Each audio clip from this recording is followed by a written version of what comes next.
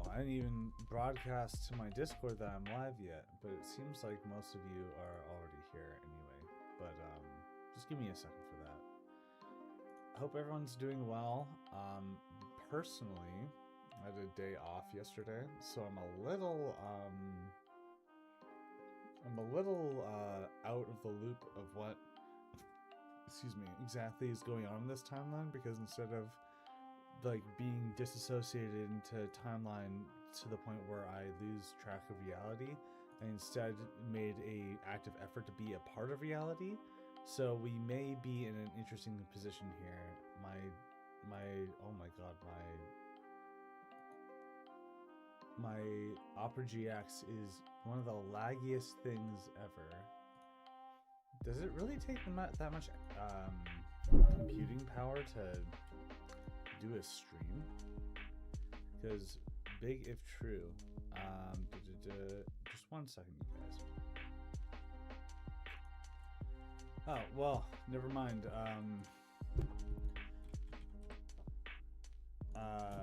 I had support in from one of my mods. I don't have his exact name because I'm on streamer mode, but thank you. You know who you are. Am I too quiet? Okay, I'm gonna get way too close and uncomfortable for everybody. How's this sound?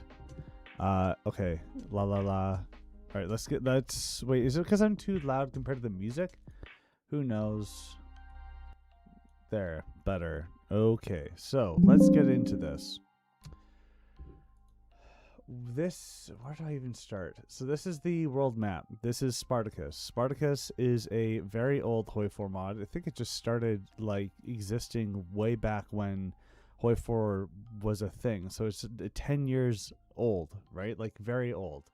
So why hasn't it released yet? If it's actually, I looked at this, I looked into this. They still say that they're active. The public Git version is not updated, but apparently they have a updated private Git version. But here's the thing. I wanna classify this mod as dead. And even if people are still working out whatever, I straight up, like, if I worry too much about what these people have been doing, then I'm not going to be able to do anything. I'm not about to voluntarily give all of my time and effort to update this lore when, honestly, I don't really even believe in it. Okay? Like, you know what I mean? There's like a level of separation here where it's like, I want to talk about this. I don't want to be held back by them, you know? So no, hopefully there's no ill will here, but I don't know. Let's take a look at it. So quickly, from a map perspective, you have I'm not too certain about this. I think this is true. We have a socialist Poland that isn't in the Union of Soviet Republics for some reason. We have the Free Socialist Republic of Germany, which is actually what the name would have been. In some versions, they had a Soviet Bavaria, but then they went back on that, I think. They have a Wikipedia. I want to share it here. Disclaimer, I haven't really read it because I'm generally familiar with this already, and also, like, if I just worry too much about all the stuff they do, it just doesn't make sense. I look for the core, then I try my best to suit the core. This is a Kingdom of Illyria, King of Serbia. Don't know why that happened. This is Photoshop, Murticus. This is how I use it. What you're seeing now is me opening up a PNG in Photoshop and looking around. So, and this is how I make most of my maps. So we have a China situation. Here's the thing. It's like, cool. Okay, interesting. Ottoman Empire instead of Turkish Republic. I wonder what that's about. Portuguese Revolution? Sure. Like, okay, there's good lore here, but why did the mod die, right? Or why is the mod taking so long to develop? Here's one of the reasons why. You have 10 ministers. Wait, 1, 2, 3, 4, 5, 6, 7, 14 ministers that have to be enabled on launch, that have to suit 1, 2, 3, 4, 5, 6, 7, 8, 9, 10, 11, 12 different ideologies. That means you have different leaders. Oh yeah, and the ideologies, like, this is like conservative liberals, conservatives, authoritarian conservatives, authoritarian Democrats. It's like how bad of a boy are you, right? It's like, are you a traitor to the revolution and a awful nationalist, or are you just a nationalist who is stupid, or are you trying to be somewhat democratic, or okay, you're a liberal, but you're a social liberal, so I guess you're okay. You're one of the good ones. And then there's the social, you know what I mean? Like there's this whole spectrum here. And the way that I would say, like the thing that I would give critique about this mod, this German October, the one thing I would say about this is that it's a very good lore, right? Like it's not really that the lore is the problem in this case, because it's like you can tell that the lore that they've used and established has allowed for them to have the depth that you need in order to make an interesting scenario, right? But there's still problems with the lore to the point where, like, what's the World War II here, right? If there's a free socialist Republic of Germany, communist Poland, and USSR, it's you know, actually I didn't know they did this. They have a White Russia thing here, and I actually have that. I want to be doing that too. So this is interesting. So yeah, it's not so much that the lore is bad. It's more like what is actually going to be the Hoi 4 conflict here? What's going to be the reason why people are playing the game? That being said, there are some really interesting things they do here. Like they have different ways that you can partition Germany as the evil capitalist powers.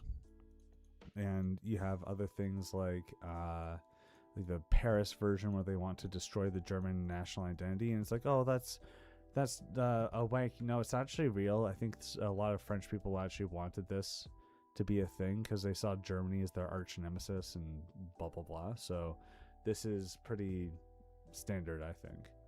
One thing I think is weird is that the Republic of Prussia would have Silesia. Like, why would you give them that? And then here too, like, look at all the depth that they put into the states.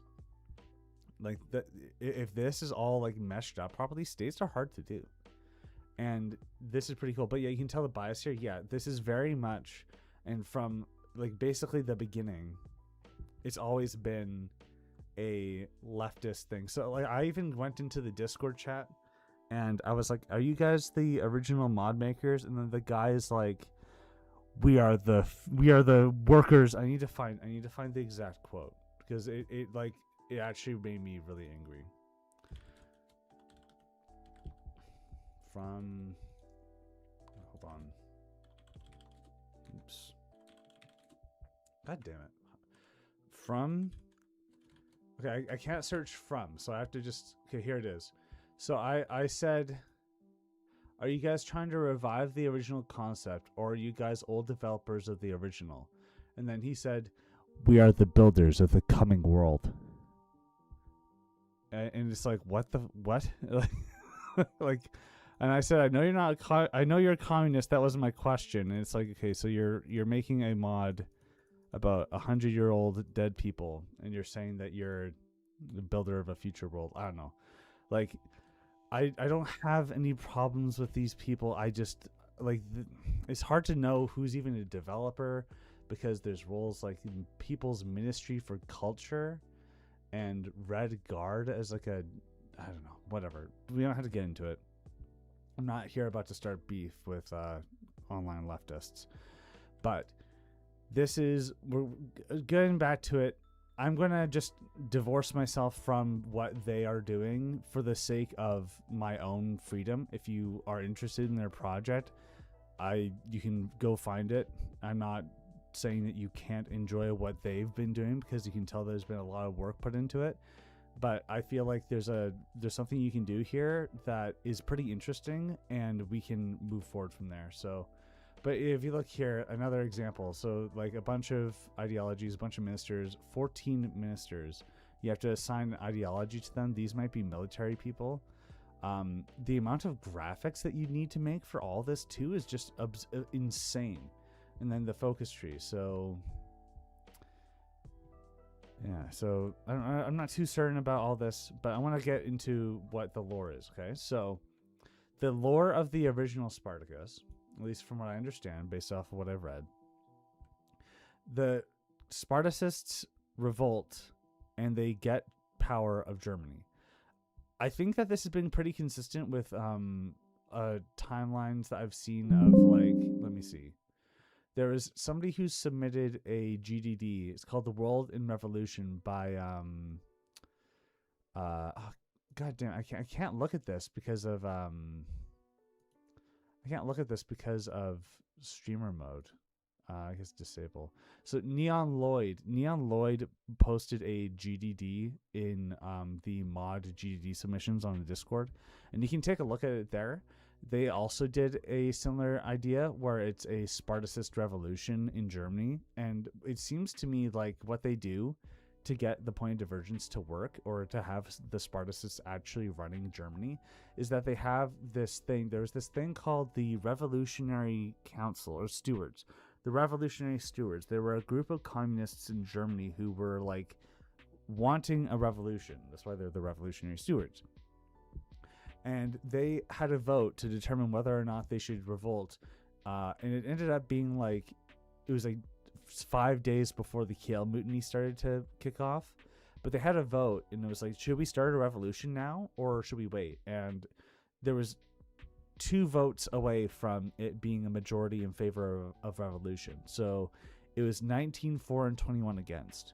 If you had 1 extra, then it would be a 50-50.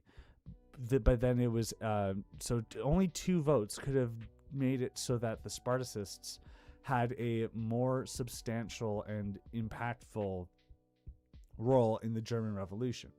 And from what I understand about history, and again, I'm not a historian, but from what I understand about the history of the German Revolution, is that the Spartacists and the communists and all that stuff, after the Kiel Mutiny was going on, they're like, okay, let's go. We're going to get involved. We're going to start a council republic. We're going to do all this stuff. Everyone needs to work. And then Friedrich Ebert, who is the leader of the SPD, was like, let's not have a full social revolution. Let's just get rid of the monarchy and have a peace and whatever. And then Freikorps killed Rosa Luxemburg and all these other things. So a lot of communists see them as Friedrich Ebert as traitors to the revolution, and blah blah blah blah blah. And it's like, oh, the world would have been so much better if the Spartacists had revolted successfully, and that's why you have times like this. So, side note, me doing German October. Let's do this one instead. German October. This was supposed to be my attempt to do something similar, where it's like, okay, you have a communist Germany timeline. How do I make a communist Germany timeline? I don't agree with the Spartacist revolution being enough, but then the best way for the Germans to get is the German October operation. But the German October operation would have been a lot easier if they had a direct land connection. So we'll do this way. So that was my logic behind it, and it was inspired by Spartacus in that way. There's also a Hoi4 mod. I'm going to try to find an image of it. It's called Fight for the Fatherland. This is a mod that's actually released and you can play. I haven't played it myself. I can't find a original thing. Maybe here's a Steam Workshop thing. So I'm gonna new clipboard size. This is what they have, and this is not properly zoomed in or whatever, but it's a German October revolution where it's after the Treaty of Versailles. It's the Soviets influencing their politics and then having them revolt, and then reactionaries go to Royal Prussia. And this is actually really good. This is solid lore, and it is a good enough conflict for there to be a thing. The economic depression in France gives them a reason not to just immediately invade, and there's an interesting conflict here, and that's a good mod, right?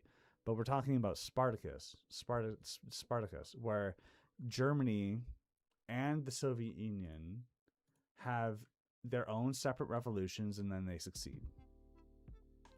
So one of the things that I find to be really bad about this scenario is that while the French intervene to try to get the Germans put down or whatever, and they get the Rhinish state here and the Baden-Württemberg state here as buffers and all that, somehow the communist Germans get away with absolutely no military restrictions and absolutely no economic reparations. I think that's really absurd. That is one of the most wankiest things that I've ever heard. You have the entire the entire reactionary world. They spent all this time putting down Germany, carving up the colonies. It's a disservice to the Marxist interpretation of the capitalist imperialism. Like, and here's the weirdest thing about my YouTube channel. I can put on the communist hat. I can probably like engage in their dialectic. This is a disservice to the interpretation of Marx and communist in capitalist imperialism. Like Rosa Luxemburg, Lenin, all these people acknowledged that like one of the reasons why the Entente were pushing on Germany so hard, the Treaty of Versailles, is so that they could perpetuate capitalist imperialism or whatever, right? And so they're just gonna let their biggest potential like economic thing just go free. The economic reparations that they would have needed to get from Germany just being gone would have meant that they would have had revolutions. And it's like, oh, well, that's why the start date's in 1933 and not 1936. Okay, now just make the interwar better. There was another GDD. I don't remember which one, but I just remembered it now. There was a mod concept that was submitted to my Discord recently, where it was talking about a like more radical socialist revolutions in the interwar period, and the Hoi4 mod is set in the interwar period, and that's brilliant, and you should do that. 100% go for it. I like that a lot. But what I do have a problem with is just like Germany getting off scot-free. I don't know about that. I'm not a communist, and I'm very comfortable saying that I'm not a communist, and I do not classify myself as one or want to be associated with communists, but I want to understand them so I can understand their reasoning and stuff, because if I don't understand the motives behind these people when I'm making historical things about them, then I'm misrepresenting them and what they wanted. And, you know, maybe they have some good points, and they did have some good points. Like, I'm not saying that I don't want to get into politics, but it was just important for understand. He just knows dialectics. He don't think it's, yes, exactly. Yes, I'm neutral. I'm a centrist. Yeah, I'm a boomer with a gut, and I've unironically considered doing barbecue streams. So that's where I'm at on the political spectrum. But anyway, so I believe that having a timeline where a communist Germany is allowed to exist in this form after the Spartacist revolution is unreasonable. In fact, you could probably say the same thing about the way that Fight for the Motherland exists, right? Like, why would France not go in further? Why wouldn't they set up a Rhinish protectorate? Why wouldn't there be a big world war? Blah, blah, blah. Like, at that point, it's just like, yeah, you can accept it for the sake of making an interesting scenario. France in the Great Depression, demobilized from the Great War, is going to be a lot less likely to want to invade Germany. Maybe they even accept the Treaty of Versailles still, and they're giving reparations. I don't know the exact lore of this, but having them just reject it, and they're just like, okay, fine, communists, you win. That no, like the French and the British were still mobilized. There were literally League of Nations, like French soldiers in Polish majority regions in Germany that were going through referendums to establish which state that they'd be a part of. The war was not over. And if you have a communist revolution that goes, I'm not going to give you any money, screw you, capitalist, it's just the war is going to continue. And then what, right? So you have the French fighting the communist revolutionaries. Maybe they're trying to put Friedrich Ebert back in charge because at least Friedrich Ebert wants to pay the reparations, and then that way we can have a whatever, and then there'd be a actual like war here. Yeah, that's cool. So here, this is what I'm doing. Okay, so I've established that I don't think that it's a good idea, even from a communist perspective of the war, to interpret the idea that the capitalists would just let a communist Germany slide without any combat, right? So Spartacist revolution succeeds. The current idea, and this is taken from Neon Lloyd's idea, and you can check out their timeline if you go to my Discord and go to mod GDD submissions, and there's a submission called The World Revolution Legacy of something. You'll be able to find it with that information. So thank you to them. If you're interested in working on it with them, you can go ahead. But I'm taking the same sort of point of divergence where the revolutionary stewards in Germany decide to do the revolution earlier than they initially expected by changing 2 votes instead of it just being the way it happened in our timeline. So a pretty good point of divergence for that way. The original Spartacus has Germany fending off the Entente essentially solo and refuses to pay off loans or restrict army size, which is insane. I've already emailed that. In my opinion, the only way a Spartacist and Soviet Union timeline can work is if Poland is utterly demolished. And I think that's what they had too. It just that the color is different because they're not actually part of the Soviet Union, but they would have been because of the way that it worked. Like, Germany was in no position to negotiate Poland's like autonomy or independence or whatever. The Soviets were the leader of the revolution. They would march in, they do whatever the fuck they wanted. And that's a part of what the conflict will be, and we'll get into that. Right? So for whatever reason, the Polish-Soviet war is going to end very poorly for the Polish. This reason could be that because the Spartacists are the ones having more legitimacy, and there's a weird dual authority with Ebert and the Council of Republicans, they have a conflict, but then the more people side with the communists because they were the leaders of the revolution. Then it becomes a position where things like there was like a Ebert and like a head of the German army pact where it's like, if you support our republic, we're not going to renovate the military. And they're like, okay, great, yeah, we'll be on your side then. It could be that instead if Herbert's like, please, German army, please put down the communists, okay, we will. I think that's even what Lloyd does, Neon Lloyd does. So then there's a revolution between, there's a civil war between Herbert style social democrats and the communists in Germany, and they're having a big fight.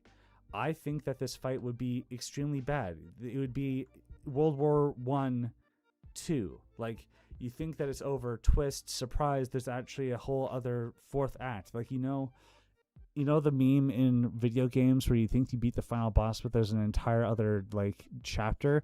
That's basically what this World War I would be. It's like, oh, the Germans are finally wanting to have peace. Nope, it's a communist revolution, and not only that, the Soviets have flooded in through the east. Oh, shit. Okay, this is like a war for civilization now. We need to mobilize even more, you guys. Keep fighting, keep fighting, keep fighting, keep fighting. Why would anybody who is a citizen of any country want to continue to fight for their countries, right?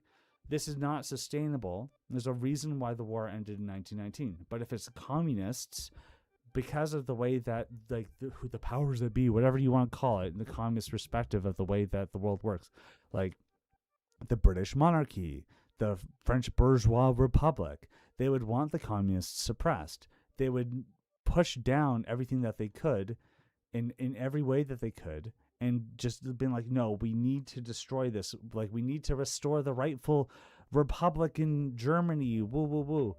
And then, so then what, right? Like, so then you have this huge thing going on. What, are we just going to have the Germans lose? No. Are we going to have a negotiated peace deal? I've already detailed why I don't think that's reasonable. What's going to happen when they're trying to, like, negotiate down, like, what happens to Hungary? What happens to Romania? What happens to Austria? Like, no, like, literally there's a bunch of revolutionaries trying to destroy the capitalist world right now, and you're worried about negotiating that down? That's not going to work. Okay, then what? So then it's just all the things that happened in the Western Europe, where there was a socialist revolution happening in Italy, there was labor strikes that founded syndicalism in France. All those would happen, and all the like anti-war rhetoric that Lenin was pointing. A lot of people would be like, you know what, socialism is pretty based. Let's do it.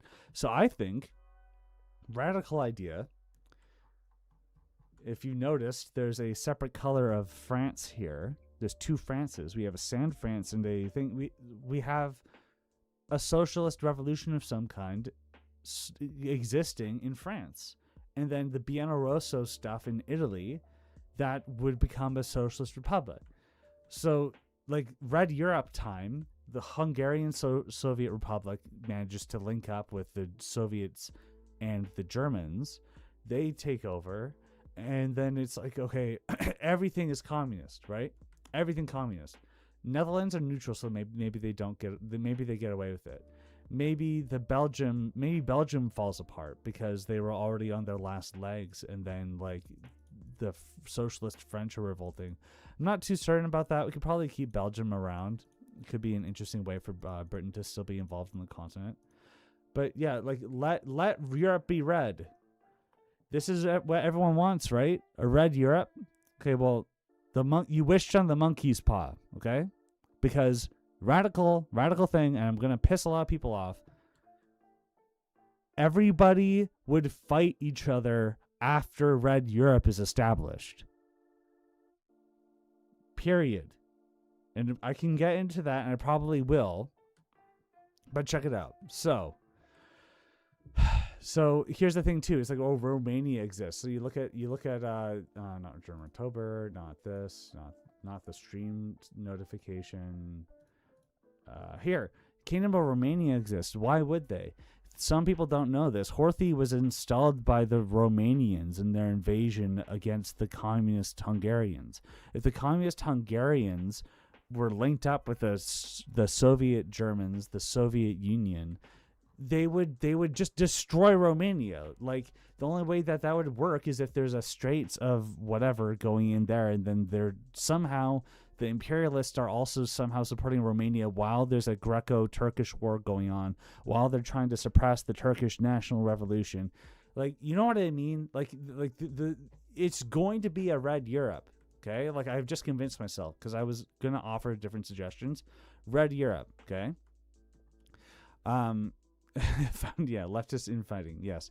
So Romania communist. Okay, how far are we going to go in the Balkans? Maybe Yugoslavia is communist. Regardless of Southeastern Europe, Western Europe is a problem too. Wait, hold on. So, the only way a Spartacist Soviet Union timeline can work is Poland's utterly demolished. We could have a German Soviet too much in German October, or we have Hungary barely becoming independent. Romania, blah blah blah. Southeast Europe. France would not survive a peace where Germany isn't cowed. Military will keep forcing the issue. Socialist anti-war sympathy revolt is possible. Italian Biennio Rosso could mean Italian syndicalism. This means Red Europe. Okay, so Red Europe. Britain is freaking out because it's basically the politics of Napoleonic 1812 all over again. They have a bunch of rival governments that they are propping up. They have the naval superiority, but there's revolutionaries that have controlled the entire continent. That's terrible. What do we do? Just wait 10 years. Why? The Third Internationale had 21 points required for membership. I'm going to look up the 21 conditions for Comintern, which was actually the Third Internationale. 21 conditions. I'm going to link this in the chat. Here's the 21 conditions. The 21 conditions are the conditions which are suggested by Vladimir Lenin to the admission of socialist parties into the Third Internationale in 1919. The conditions were formally adopted by the Second Congress of Comintern in 1920. So, it's a bunch of yapping, which is what you can expect from communists. But here's the thing that I think is the most important. And maybe there's more that we can get into and delve into and debate, whatever. Every organization that wishes to affiliate with the Communist International must regularly and methodically remove reformists and centrists from every responsible post in the labor movement, blah, blah, blah, and replace them with tested communists without worrying unduly about the fact that, particularly at first, ordinary workers and the masses would be replacing experienced opportunists. So France and Italy, maybe not so much Italy, but France would be full of these people, because the socialists that would be revolting and be like anti-war or whatever, they'd include people like, oh, I don't know, the fascist collaborator Jacques Doriot, former communist and leader of, like, what the heck? So I'm just going to quickly scroll up, take a picture of this. Jacques Doriot. Avoid the fascist symbols. Originally French Communist Party, independent French Popular Party. Like, he was a communist and then became a fascist. Probably because of this. Because, he was like an establishment, whatever. Like, he's a revisionist in the sense of, like, it being like, oh no, he's not a real communist, socialist, whatever. Great. Okay, so then I'm kind of losing it, okay? I'm losing it. And there's a lot of people chatting. I haven't been able to even read chat yet. But there's a lot to talk about because, of course, there it is. It's a communist whatever timeline. You have to debate it. You have to really get into it. And this is what we're doing. Jacques Doriot was a communist, and then he wasn't. There's a lot of communists. There's a lot of guys. There's Marcel Diot was also formerly a communist and then became a fascist. He was a part of the French section of the Workers' Internationale, then the Socialist Party of France, then the Socialist Republican Union, and then the National Popular Party. And he flipped when Germany occupied France, but Jacques Doriot had already left the Communist Internationale a while ago. And I believe, and I'm not entirely certain about this, so blah, blah, blah, take it to a grain of salt, I'm a narrative guy, not a historian, and if you want to look into this yourself, you should, and you should make your own judgments. I believe that this dominance of Leninist Bolshevik primacy of we were the first revolution and we're going to tell you how to do your revolutionary everything is one of the reasons why a lot of people who would have been initially supportive of socialism, like Jacques Doriot, would be removed from the Third Internationale and then backed up on nationalism, right? So you have the Soviet Union and they're like, hey, no nationalism. And then there's socialists who still want nationalism. And they're like, oh, but can we just have a little bit of nationalism? And he's like, no, you're a revisionist, screw you. And we're not going to get into whether or not that's legitimate or not. But you have, regardless, by the time that the dust is settled, and even at the Third Internationale, while they're fighting all these people, would initially be like the Soviet Union, Germany, France, Italy. They would immediately, after peace is established, start like being like, okay, well, Italy, you're revisionist because I don't like syndicalism, or at least if Lenin's already dead by this point, which he probably would be, people would look to his big essay talking about how syndicalism is really stupid, and they'd be like, Italian syndicalism is stupid, stop doing it, or else you're going to elect nationalists. And then Italy's like, I want to leave because this is stupid. And then they leave, and then France is like, I'm going to leave too because they're being mean. And then they're like, wait, we're both the same. It's like, hey, we're not being held back by the Russians anymore. They're the one who are causing us to do this. And like Rosa Luxemburg's heritage and Lenin's heritage will fuel a certain interpretation of history. And then it'll be like, oh, like we're going to be national syndicalist. Wow. Yeah. So national syndicalists. And then also, don't know what's happening in Spain, but the Falange might be important there too. So, time and place for membership, you had to be consistently removing any moderates or reformers or replace them with committed communists. If the Spartacist revolution had collaborated with multiple parties, or even just had disagreements with the Leninist model, which Rosa Luxemburg and many other Spartacists definitely had, there was a like shouting match that was had between a like democratic communist guy and Lenin wrote a big essay about how he's stupid, and Rosa Luxemburg was like, Lenin's version of the way that the communist thing would work is not good, but I understand the material conditions at the time would mean that blah blah blah. Oh God, I hate this. People keep going like, oh, Rosa Luxemburg would have loved Lenin, but there's a bunch of essays that said that she would that literally have her saying that she doesn't like Lenin. But then there's also speeches of Rosa Luxemburg being like, well, because of communist unity, we need to support Lenin. So it's like, oh, she was supporting Lenin. See, she was a Leninist actually. No, they would fight. Once the dust settles, the Leninists would be like, join the International Party, right? They were trying to make the Bolshevik platform the International Party of Socialism. And if for whatever reason the Germans didn't want to do that because they wanted to have democracy, like, you know, the thing that Rosa Luxemburg had listed in her ideology as a requirement for her, like, for communism, okay, great. So they're not going to agree, all right? They're not going to agree. No, there's no Rosa Lenin OTP. I'm not letting you have this. All right? Copyright infringement. No, you're not allowed. Okay? No. This isn't fiction of like, well, alternate history is fiction. But like, you're not having your OTP. No. They had disagreements, and you kind of need to if you're going to be a communist, because that's one of the things they do the most. Anyway, even if the German-Soviet split is muted, the French and Italians would extremely be anti-Bolshevik centrism. This could be because they are directly collaborating or ruled by established national syndicalists. So, like, what was it? There was somebody who was instrumental in Sorel.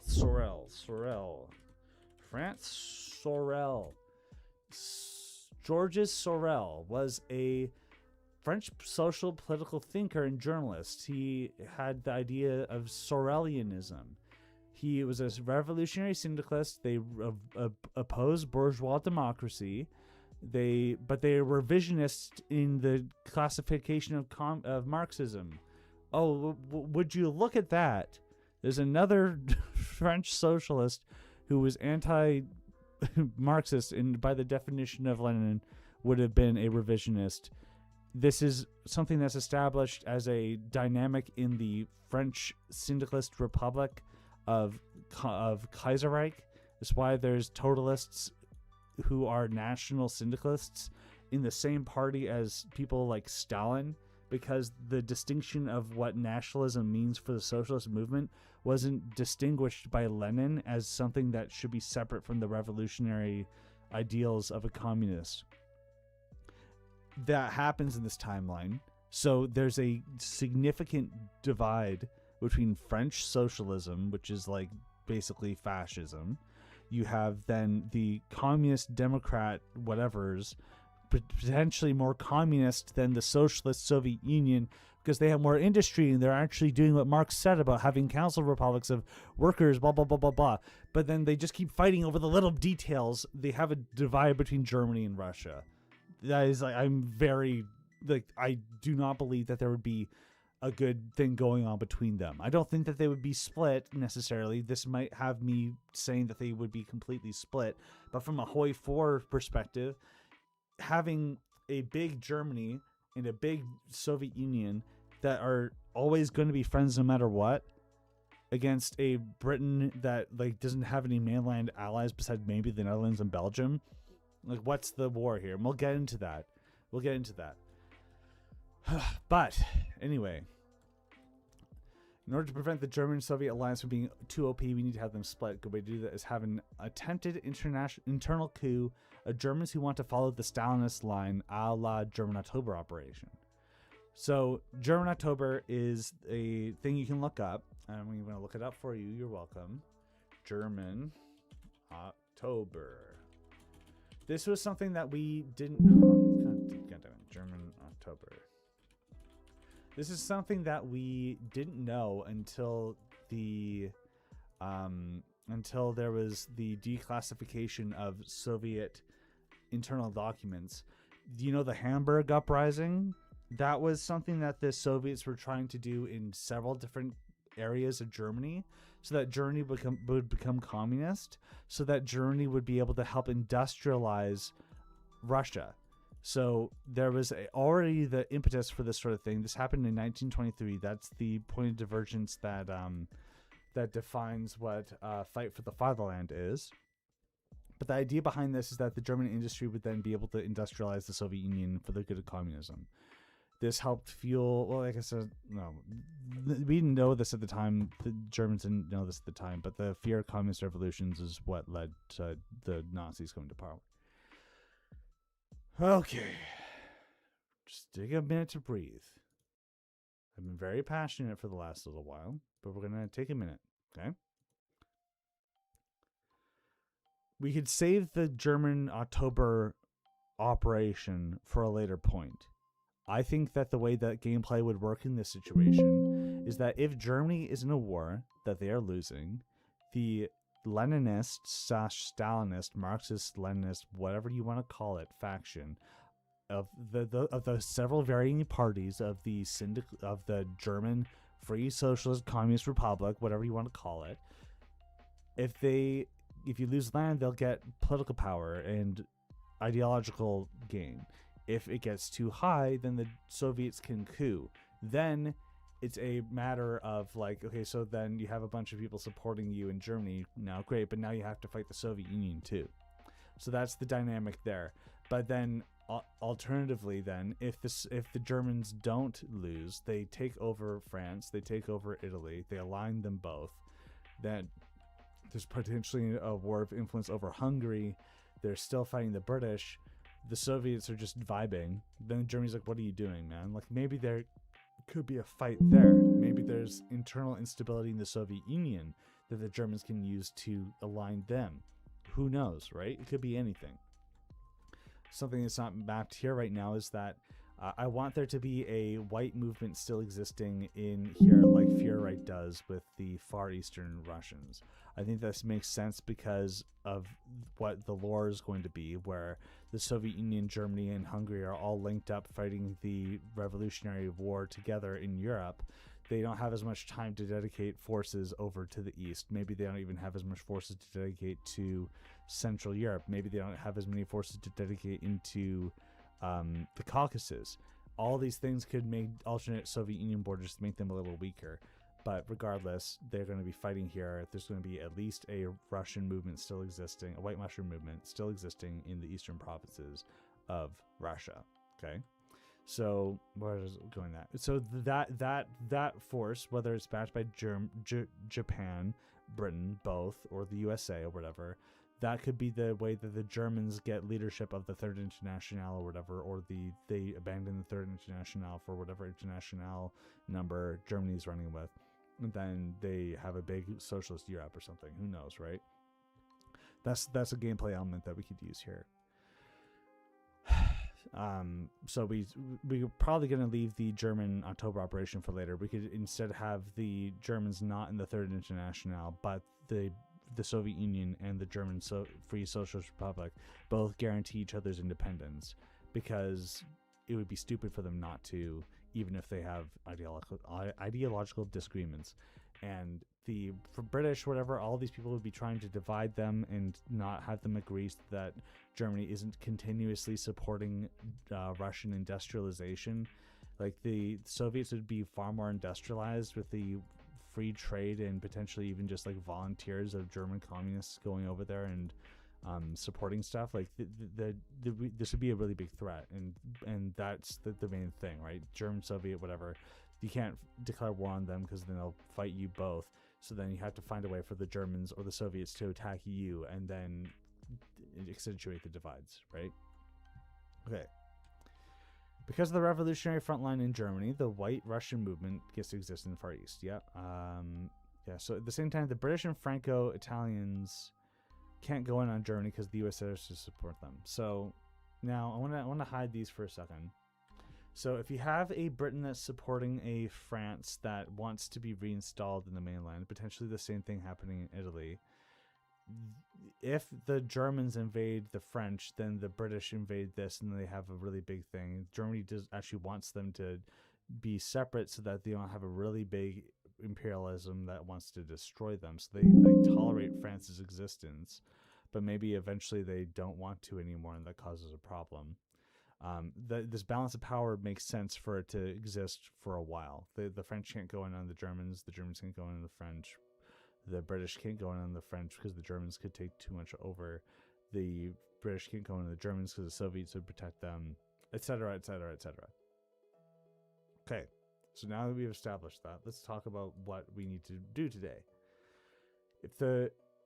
What's the front line between socialism and capitalism when the big workers' war continuation of World War I was happening? I have notes here.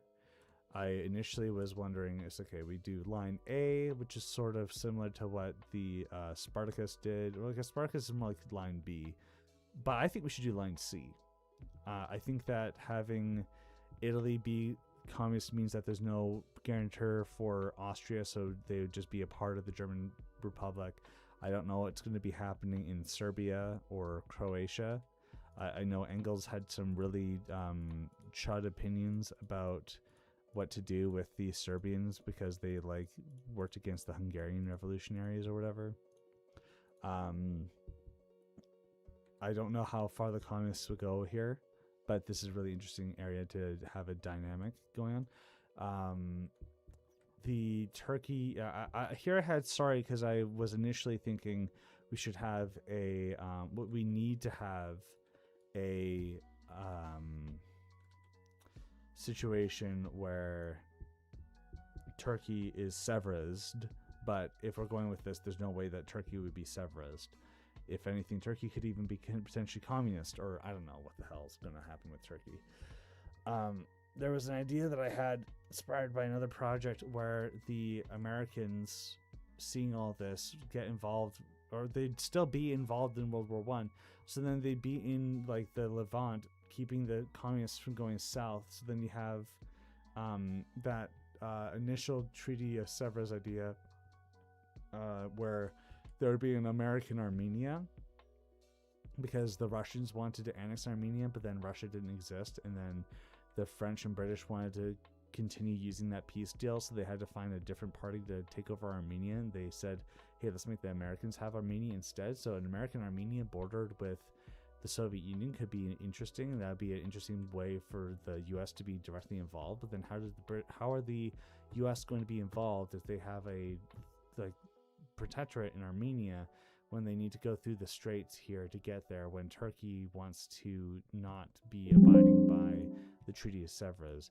Turkey would probably still abide by the Treaty of Sevres in order to make sure that they weren't being invaded by everybody. They'd keep things neutral, but it would sort of be required that Turkey would be aligned with somebody, so that they that if the Americans are supporting Armenia, and then all of a sudden they can't support Armenia through the straits, that Turkey would just be invaded. So then what's the situation here? How is Greece going to still be a monarchy? So on and so forth. Americans could just take a hop over to Azerbaijan and nationalize the oil there. Very capitalist coded. We like these. Blah blah blah. Yes, Queen Slay, Gen Z. Am I right? I'm trying to broaden my appeal to more people. Sorry for being cringe. Georgia could even be independent. I don't think that really makes that much sense though. There's a lot of things we could do here. A lot of different ways that we can make this world interesting. Lock this window. What else do we have here? If France became national syndicalist, why aren't the right in exile recognizing the mainland? Wait, you're telling me that there's going to be a conflict in a Hearts of Iron 4 mod? Are you serious right now? That sounds so fun. You could have literal French syndicalists revolting in Armenia revolting in Algeria, supported in recognition of the mainland here. Or alternatively, you could have revolts in here where the Algiers regime is being recognized. Who knows? There's a lot of things you do. The Spanish could have been under that dictatorship, the national sanitation or whatever, and then they could persist because of the fears of the communists, but then maybe the national syndicalists are starting to get uppity, and then there's a civil war between national syndicalists, socialists, and the conservative authoritarian whatever, Sanjuarda whatever. Yeah, I think it's Sanjuarda regime. So that's Turkey. Greece could be still capitalist because they kind of need it to be. Because the British have the naval supremacy, they could support that. They could even make sure that Sicily isn't a part of the national syndicalist Italy. Maybe not. Who knows? At least Sardinia would be under their control. It's kind of a weird mix of like 1812 politics of the Napoleonic era and World War II, like in the middle of World War II dynamics, which is one of the things I really like about this so far. Yeah, so now I'm going to finally read chat. We are 52 minutes being live, and I'm reading chat now. Okay. How is France still controlling Indochina if they don't control the mainland? It would be the British controlling it. So this would mean maybe this is like a mandate, right? Like this is just temporary because like this is only temporary because I don't know how else to represent this area. I don't think that Japan would take it over. I just got 84 strength and my combat level is 101 from barbarian fishing, if you are wondering what these random clicks are.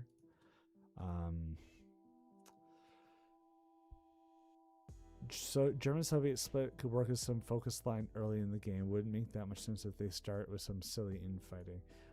It would, like, the point of the way that stories work is that you don't have the story just talk about everybody's lives forever until a conflict happens in the second act. The purpose of talking about what normal life is like in the beginning acts of a story is to establish the characters and establish the conflict between the characters. That's how the Kaiserreich does this, by having the Black Monday trigger the beginning of the fall of the German Order.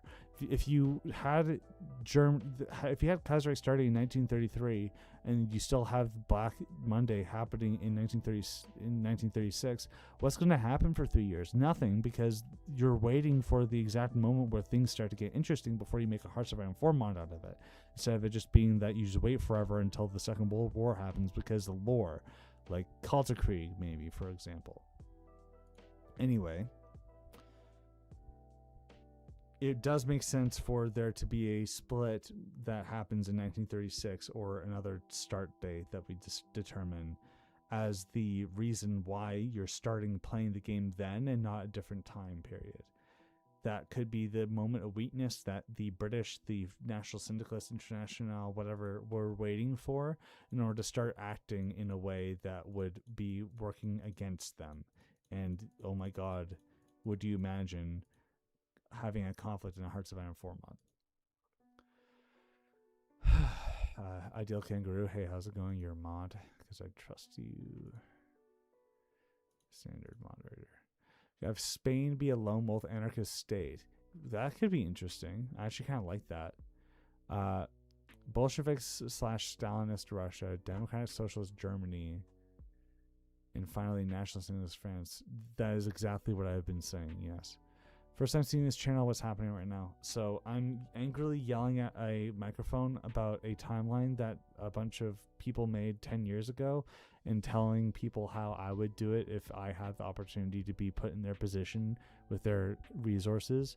And somehow this is a content that my channel is built off of and people like watching. So I am very clear with my, as you can tell, I'm really clear with the fact that like my suggestions are just my suggestions. Nobody needs to take these suggestions.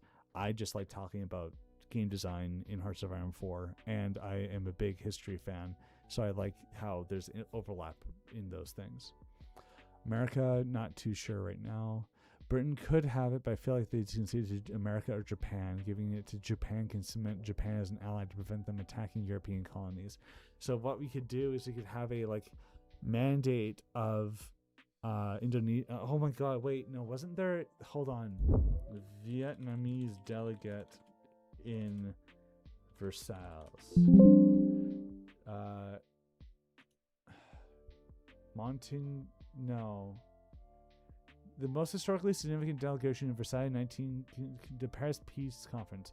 A young Ho Chi Minh? What? No, wait, it's Ho Chi Minh. What?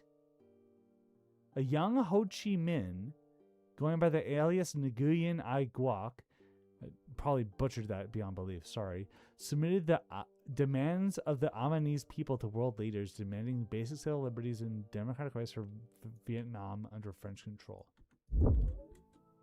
Demands of the Amanese people. Also known as the 8-Point Appeal, was drafted in 1919 by future Vietnamese leader Ho Chi Minh, submitted to the Paris Peace Conference. What the fuck? Holy shit. We could have a Ho Chi Minh Vietnam in 1936.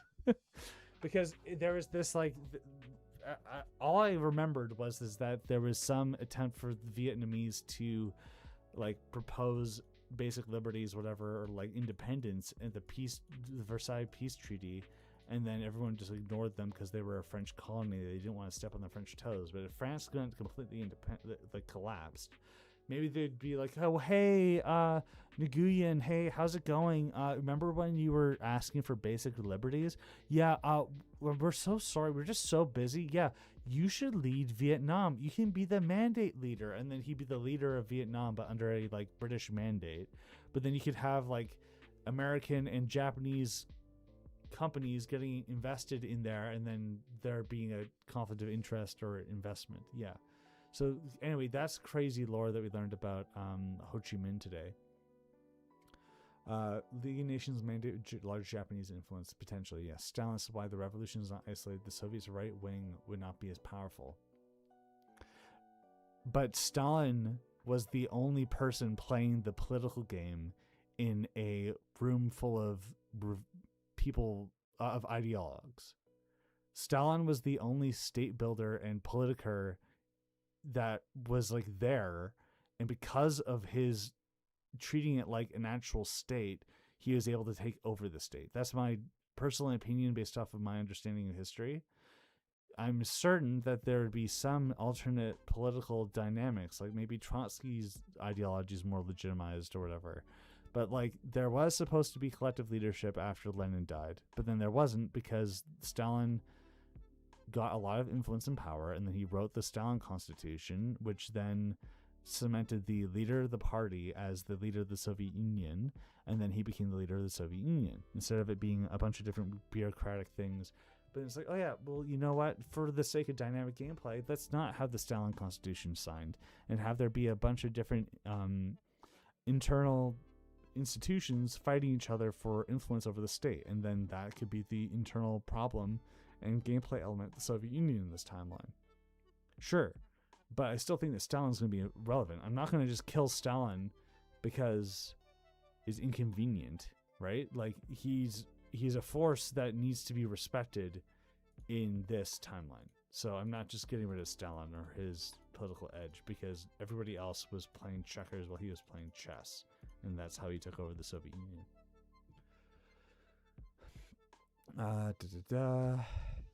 The Nations mandate. Hi, what's the pod? I think that we're doing it where the revolutionary stewards had voted in favor of starting a communist revolution instead of only reacting once the Kiel Mutiny reached a certain point. Leftist infighting, fork found in kitchen, yeah. Since Russia surrounded by socialist countries, Stalin would not carry out the purges as he did in reality, and the economy would not develop rapidly due to the threat of war. Cooperation with Germany to help industry more effectively. Yeah, there wouldn't be that many purges potentially, but then again, there would be purges in the sense that if Stalin felt like he was under threat, he would find reasons for the threats to be relevant. Thinking the Soviets, Spartacists, National Syndicalists in the same alliance at the start. In the start date, we could see them trying to secure as much power as possible before things fall apart. Maybe that could potentially work. Maybe there's some like at a certain Congress, like the Congress of the Third International, it's like, hey, maybe we shouldn't have Sorelians here because they're reactionary revisionists. It's like, oh, how dare you? I'm going to start my own international. And then for some reason, Germany starts their own international. And then that could be the reason why the game starts. Yeah, sure. We can do that. That makes sense. Forgot Ho Chi Minh was in Europe. Hey, Indy, we got Mito. Don't know who that is. Ho Chi Minh. Kuomintang left getting power in China.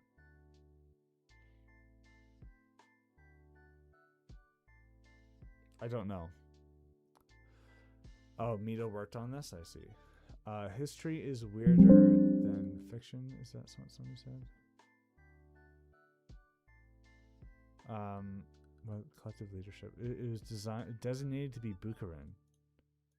Was it? I don't think Lenin said that Bukharin should have been the leader. I think that there's a bunch of documents that are like, oh, Lenin said I should be leader. I don't know about that. Bukharin was smart. Oh, yeah, okay, Bukharin. So this is Indy's reacting to me saying that Stalin was the only politiker here. Bukharin was smart. Yeah, maybe he was. Hold on. Vietnam gameplay is purely boss rating as Japan, Thailand, China. Manchuria could actually be a rival government like Fentian, maybe. Why are the two Frances? They're both right wing. That's a problem, but I think that it's like these people think they're socialists still, and these people know that they're not socialists. That's why there's a split France. Bukharin was smart, collective leadership. What happens in the United Kingdom under Labour? Bolshevik, Stalinist, Democratic. I don't think that Labour would have any political relevance if they were at all associated with any communist things here. You have a fascisty Britain, maybe mostly under the new party. Iron Curtain. Why is chat keep? I don't even know what's going on. Okay. Thailand would be absolutely try to grab Cambodia while France is collapsing. Yes. I doubt Britain would let Thailand grab anything. Yeah, potentially. Can we have Patain and Celine? We're not having Celine in Algiers. We're not having Ferdinand and Celine. I don't like Celine. If anything, Celine would be a part of the National Syndicalist Revolution in France. And he would be there and whatever. But he's an author of a book. He's not a political guy. He's just... The only thing that's unique about Celine is how anti-Semitic he was, and I have no idea why everybody loves him so much. It really pisses me off, actually. Oh shit, I just spilled my coffee. At least it's a cold one. I'll have to wash my mouse pad later. The stream will go on even if I spill my coffee. I'm gonna drink the rest of the liquid. Celine is from the grave, causing me minor inconveniences for shitting on him, but he deserves it, so he can go fuck himself. What's happening in China? No idea. What's the pod? It's over here. Spartacist revolution election starts early, affects momentum of the Spartacists. China's a clusterfuck, yeah. You could merge them under Action Francais, working in a circular proton. Yeah, I actually want there to be Action Francais. I think that makes sense. Can Mongolia be under Roman Unger and Sternberg? No. There would be no way for him to survive. There would be communists in Mongolia. United Kingdom be led by the Kingfisher Britain. Who's the Kingfisher Britain? You mean Mosley? Yeah, that's what I mean. Mosley's new party. So he would be like not fascist, but he would be fascist adjacent. Not the coffee. How you stop being tired now? I don't know. Praying for a new battle with Grisha Putin. No, so they're having that fight on Father's Day, so I'm not involved. And even if I was, I had the opportunity to cast, but I'm not taking Father's Day off. And if I was being enlisted as a person to like fight Grisha, I wouldn't do it again because I'm not good enough to stand up against him. But there's a lot of experienced people who have more experience with the way that the Fire Rises works that would be better to represent NATO. So yeah, I have to sleep, watch VOD later. Okay, good night. Mongolia should be no Genghis, not even a revived corpse. China would be far more divided, Soviets being stronger, alongside the Third International, more easily influenced China, making Britain Japan. So here's the thing about China history. Let's look at the full German October map. Don't know why this is this. What? Here, 1927. This northern thing is the remnant of the Republic of China that tried to be an empire for a second. The south is the Kuomintang. The Kuomintang were supported by the Soviet Union in the attempt to make a two-stage model revolution for China, where the bourgeois elements, the bourgeois Republicans destroyed the monarchy or the landlords or whatever, and then the communists destroyed the bourgeois republic, just like how the Soviet Union had done it. The Kuomintang realized the threat of working with communists, so they started to act against them. One of those instances being the destruction of the First United Front and the massacre of Shanghai, where communists took over Shanghai. They let the Kuomintang National Army in, and the National Army killed the communists. Then the encirclement campaigns happened, which is where you got the communists surviving in Shaanxi. Chiang even wanted to declare war on them to get rid of the communists before getting rid of Japan, because Japan had even been occupying Manchuria at this point. But then a bunch of soldiers were like, why are we fighting communists first when there's Japanese that will continuously annex warlords? We should stop. Then the Second United Front was formed. Then Japan invaded China.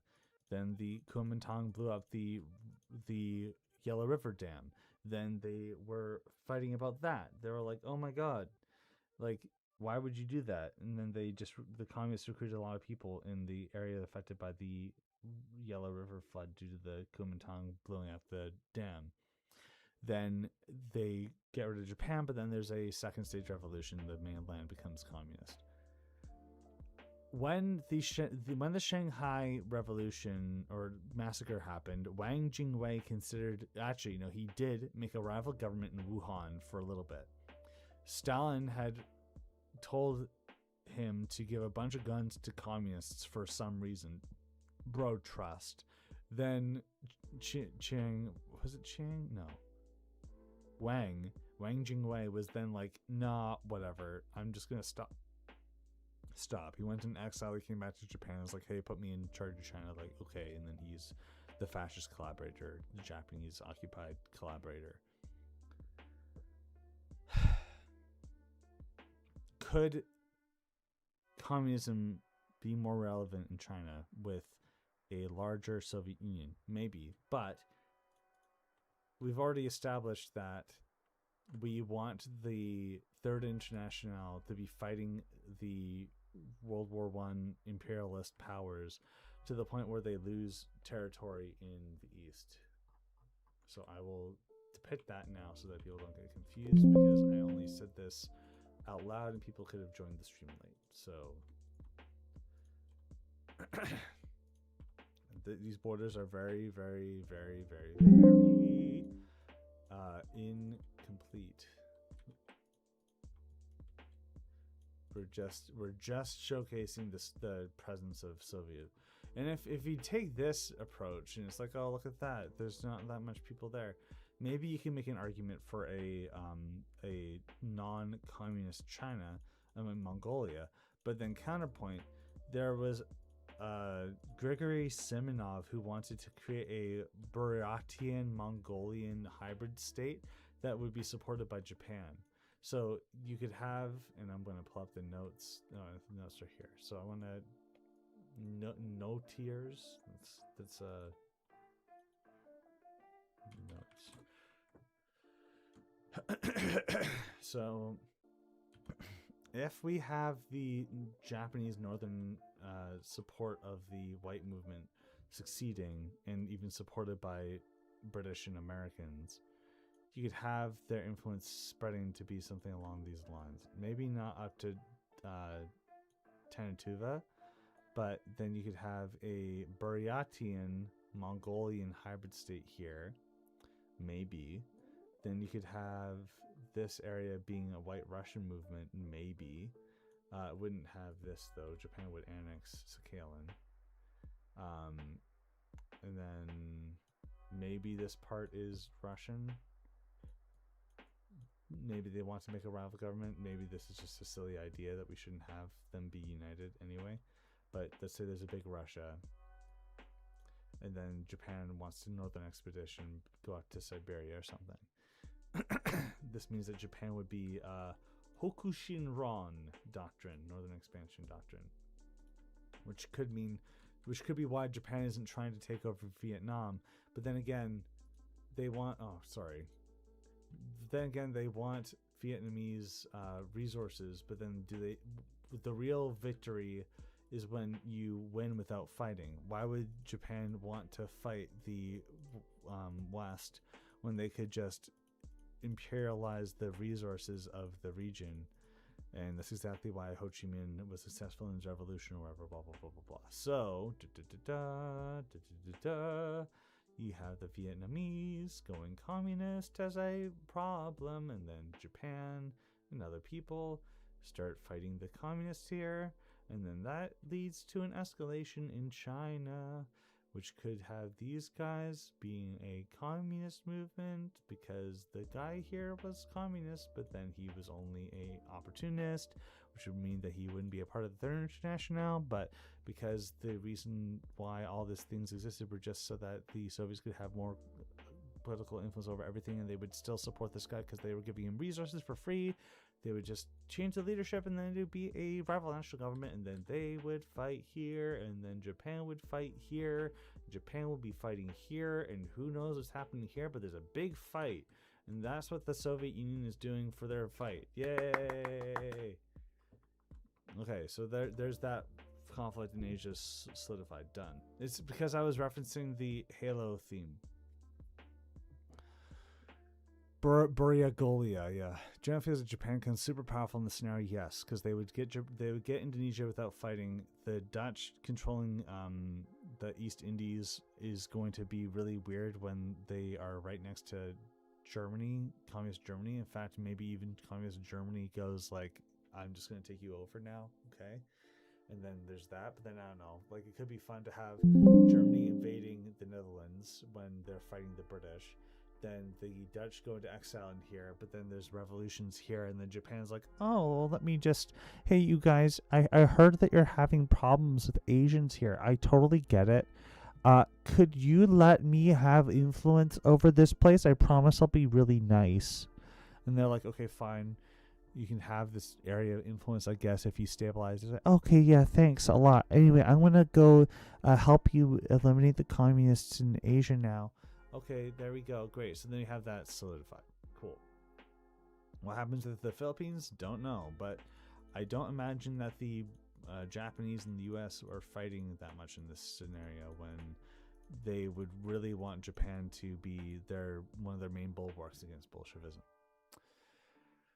What have I written? Oh, Paulina, how's it going? This is what I've written. Wasn't there something similar to an attempted communist revolution in the Netherlands in the 1920s? Yeah, I'm sure there was. And if there was, then we can have that being successful and then work from there. In the Levant, can there be a united Arab state in Iraq and Syria? You know what? Maybe there will be, because if there's no France to push their mandate, and then the British are just left in this weird position where it's like, I can't just imperialize the whole thing because then I'll just be the bad guy. Then they can have that. But then they would have already had the Balfour Declaration. And then what are they going to do with the fact that they promised the Zionist lobby, where was it? There was people in Britain who wanted Zion, a Israeli state. And then the British were like, hey, let's do it. I don't know the whole history of the Balfour Declaration, but they would have still signed the Balfour. They would have still had the Balfour Declaration. The point of divergence would not have prevented the Balfour Declaration. I'm gonna look it up. Balfour Declaration. The Balfour Declaration was a public statement issued by the British government November 2nd, 1917. They announced Britain's support for a national home for the Jewish people in Palestine. That would have still happened, and there's no way to prevent that. And then how do you reconcile the fact that you had that public statement, but then you're also supporting a pan-Arab state?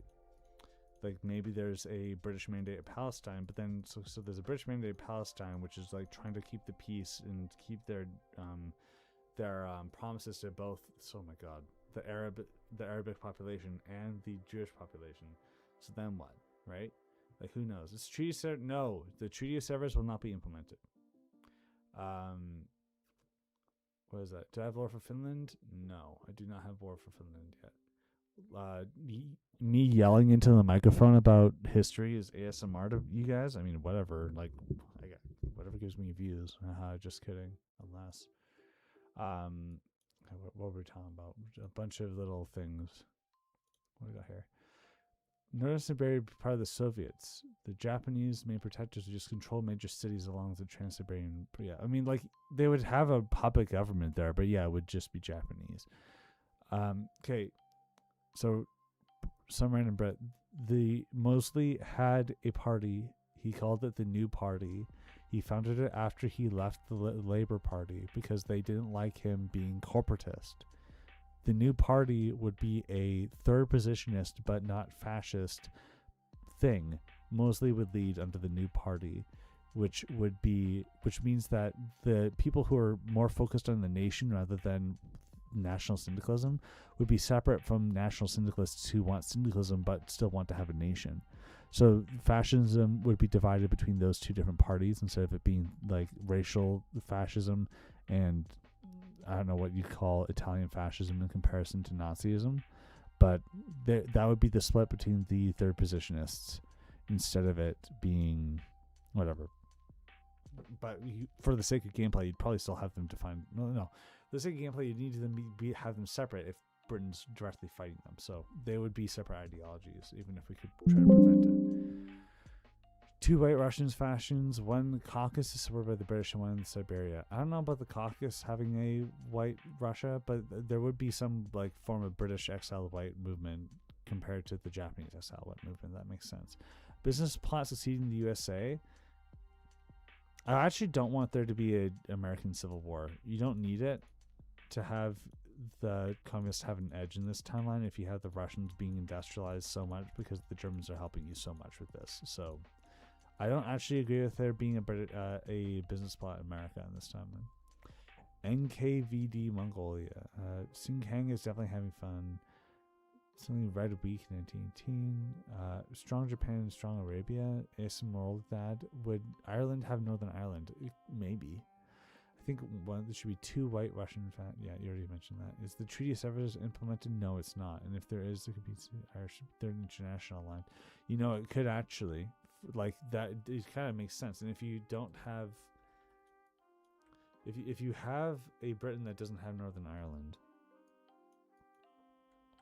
that's going to radicalize people in Britain proper to invade Ireland. So let's have an Ireland. But I don't know if I want a far left Ireland. It's probably just going to be a regular Ireland, but because it's anti-imperialist, it's third international land. Us having a Ireland that's independent will then give a tension point between Britain and the Third International, which could lead to their war. There could be a civil war in Ireland, potentially even. But then again, Ireland is pretty small to have a civil war. But who's to say? Ireland should be national syndicalist. Yeah,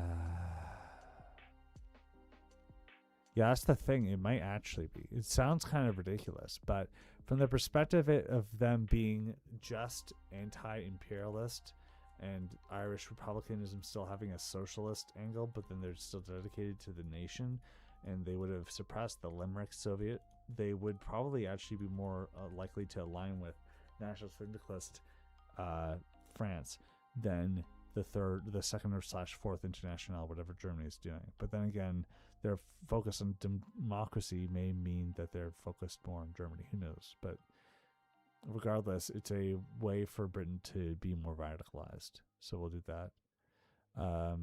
Boost my volume. Every time I hear an ad, it's so loud. Here's the thing. I'm literally I'm right next to my microphone, like this, and I have to talk really loud, and it's almost peaking. I don't understand why it's like this. Maybe I need to adjust a dial. Yeah, I have no idea what's going on. Sorry, man. Hopefully this is good enough. I don't want it to be that you're destroyed by ads every time. National populist, mostly being leader. Yeah, I already mentioned that it would be something like that. How about Finland is in the USSR? Finland would not be. If the Soviets had to commit troops to the Baltics and the Finnish, they would not win the Soviet-Polish War. The Finland would still be independent and not a part of the Soviet Union. My microphone is quite funky. Yeah, I need to get a new one. This one's been dropped too many times. It's like 3 years old. It's not that bad. But yeah, I probably could use a new one. Does Yugoslavia exist in this timeline? It might not, because it was it was something that the Entente wanted, but I don't know. If the Entente can't exist, then the Yugoslavia might not exist. But then what is there instead is a big question that I don't know the answer to. Communism on the rise. Leonard Wood is elected as president. The USA doesn't go isolationist in the 1920s and more intervention, especially in South America. Yeah, maybe. I just don't want them to have a civil war. What Scandinavian countries will continue to be the same? Will they be? I don't think so. I think they'd be way more anti-left. I think they'd be like a part of an anti-communist alliance immediately instead of just trying to stay neutral. This would be because Denmark would be under a lot of pressure from Germany and the Soviet Union to let them get out of the Baltic Sea. And this Swedish and Norwegians, it just seems like they'd be a part of the anti-Soviet alliance. Yeah, that's what I'm doing, Red. If Yugoslavia doesn't exist, then Serbia should be national single, so Croatia's communist. Maybe.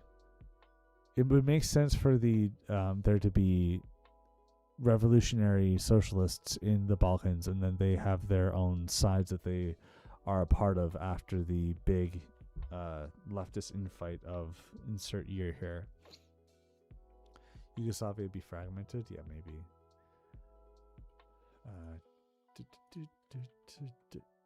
This is a rough idea for now. One thing I will do now is instead of having an ABC here, we're just gonna the way it's currently depicted is the way we're doing it. It's not international straight zone. I'm not gonna do a Sevres.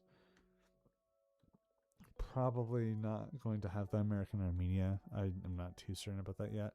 Balkan Federation, Balkan Communist Federation into a big national civil war sounds like a fun time. Let's do it.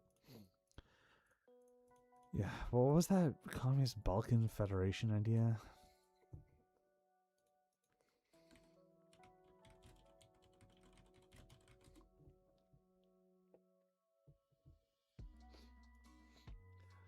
The Balkan Federation was first incepted in Belgrade in 1865. The movement for a Balkan Socialist Federation arose after the Young Turk Rebellion in 1908. After the Russian October Revolution, a Balkan Communist Federation was formed in 1920 to 1921, and it was influenced by Vladimir Lenin's views on nationality. It was a communist umbrella organization in which all the communist parties in the Balkans were represented. It was dominated by the requirements imposed by the Soviet Union through the Comintern. It advocated for a Balkan Federal Republic, which would include Bulgaria, Yugoslavia, Greece, and Turkey. Some projects involved Romania, but most of them only envisaged its fragmentation. Hold on. Yeah. The body oversaw the activities of the Bulgarian Communist Party, the Communist Party of Yugoslavia, the Communist Party of Greece, the Communist Party of Turkey, and to a certain measure, the Communist Party of Romania. It was de-established in 1939. You can read about it here. You have a big Balkan Federation and then have them have a civil war after the big socialist infight of blah, blah, blah. Why isn't this... This is Ireland's lair. Classic. So I think that's going to be really interesting. And then the Balkan Civil War could be our Spanish Civil War. Balkan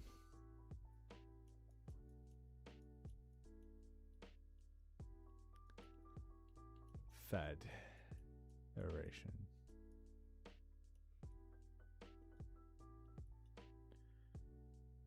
It could even include Greece. Maybe the border's here though, so it's like parts of Greece, but then it's like monarchy supported by the British through their dominance over the Adriatic and Mediterranean. Okay. Maybe Poland is a neutral socialist buffer between the Soviets and Germany, because the Soviets were fine with a small independent Poland. You know, I'll look into that. I think that Possible History may have made a video on that too, so I'll check this out. So, socialist, I was kind of critiquing. It's not here. I have to pull up a map. I was critiquing the original for it, but they did have a this here. You could have them have a coup, and then the Germans and the Soviets invade, and then they split it, and they're like, this is the real government. No, this is the real government. Oh, I hate you. Why do you still not have democracy? It's because I don't have enough industry. Maybe if you give me more of your industry, you'd be able to help me out. No, you suck. You're not doing enough to help the international revolution. Don't you see what I'm doing in Asia, man? The Japanese are completely fucking out. I lost my entire eastern coast just so that I could save your ass. And what are you going to do? All you do is just do bullshit. And why did you make all these Balkan nations have a civil war? That wasn't me. That was the National Syndicalists. Yeah, it was us. Well, you do the same in my mind, because you're not actually doing anything really good for the revolution if you're going to be continuing to not support our international party. Oh my God, you guys really suck. I hate you. Yeah, that guy sucks. No, don't you start with me, France. Why do you have to continue to try to divide us? Well, if you stay divided, then I can go and conquer you. And, oh, you let it slip, you asshole. I'm going to invade you. Oh, this looks really interesting. I'm going to invade France and Germany in order to help advance my whatever and recover my economy.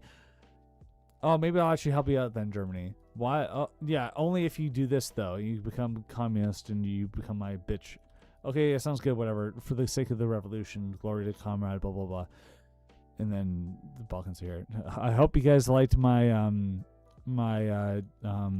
country ball animation. Be sure to like and subscribe to my epic content. I don't know what came over me, but I think that was fun. Why do I feel like the guy in Spaceballs and Dark Helmet playing his toys? Yeah, that's literally what just happened. I haven't seen Spaceballs, but that does make sense to me. Lord, I should become a voice actor for anime dubs. I don't know, man. I wouldn't mind. That would be fun to be a part of an anime or something, but then I have to do all these other things. I don't know. Pirate Republic of Fiume. I think that the Regency of Fiume would be involved in some way. Denosia leads Italy, potentially. Heavy nationalist Greece, depending on what. Yeah, we could have like a full-on like Constantinople LARPer, fascist Greece, like Nazi Greece, like straight up. Like, why not, right? You could just have them be there, resisting the Balkan Federation, and then the British support them mindlessly. Turkey's neutral, and the British hate that because why are they supporting the Soviets? It's like, we're not supporting the Soviets. We're just trying to not be involved in this war. It's like, screw you. You were supported by the Soviets. Like, I hate you. So okay, whatever. I'll just stay neutral. So yeah, stay neutral. As long as you let our navy go through the straits, and like maybe they would accept that, and then there's a problem there. Is Switzerland the same as OTL? Yeah, they'll just somehow avoid getting fucked because they're neutral, I guess. I don't know. Irish monarchy under the Irish Monarchist Society after a coup. Or De Valera. Probably De Valera. I don't know, though. But Stalin leads a huge Transcaucasian SFSR and wants to coup the USSR, but nobody knows about it. You know, wouldn't the Transcaucasian Federative Soviet Socialist Republic... God, I hate words. Wouldn't the TSFSR still exist? It was only under Stalin Constitution that it dissolved, right? So it does make sense for him to be involved there. Hold, I'm going for a bit. I will be okay. Everyone, we're gonna stop the stream because just some random Brit has to leave. Like, sorry, I don't know why. Hold for a bit. I'm not. Civil war in Spain, yes. Maybe anarchist and then the national syndicalists just invade, maybe. Or it's a civil war, makes sense. But having a big Balkan Federation have a civil war between a bunch of different national claimants and ideological alignments, and then having Greece invade them seems like a fun time. Stalin should just own Crimea? I don't know. How does Hungary have that border? I don't know. I think I was trying to find a way to have a compromise between the Hungarian states, but would the Balkan Federation have included Hungary? No. There was an attempt for a Hungary-Romania, but that was a monarchist thing. Hungary conquers to be 3. They would not have this. They would have that part of Romania. V2. V at. Okay. Oh my god. Delete this. This is a temp border, right? Let's hide those for now. Hungary having these borders makes sense if the Soviets weren't supporting their independence. Their being Romania. What is that? Notes. So you have a Hungary with this. Maybe they don't have Banat though. But then what the hell is Hungary going to be doing? Hungary is the big weird thing here. I don't really know what to do with. London, Lisbon, Athens axis. Yes, Lisbon would be a part of the reactionary states. Spanish Civil War is just logical. Hungary wanted Slovakia. Right, but then the Carpathian Ruthenia, would they have it? I don't know. I'll put that in notes. Because a little bit of a cheeky thing I'm doing here is this is actually a part of the Hungary layer. It's all a cheeky little backstage thing there. I remember you talking about Central Asia not being fully owned by the Soviets. Maybe Afghans like IRL help Tajiks and Turkmen gain independence and it actually succeeds. Yeah, I think that could be something. I think that makes sense. There was there was that potential already in history for that to have been the case. They literally were supporting independence rebellions there, so maybe they exist. Any lore TLDR about Spartacus? Germany is independent and communist because I said so. France is really angry. Grrr. They're led by a former communist traitor. What an asshole. Oh, I hate them. But the United Kingdom, even though they're Democrats, they suck too. Grrr. They want to divide up Germany and destroy us. That's it. There's a lot more. There's a wiki and you can read everything, but that's what I understand. Hungary should have all of Transylvania just so it looks better on the map. I agree. The Romanians should also then have a national syndicalist revolution. Yes. Okay. Who is the guy who suggested that? Okay. I need to know the person who suggested the Third International existing as a one big faction before it fragments.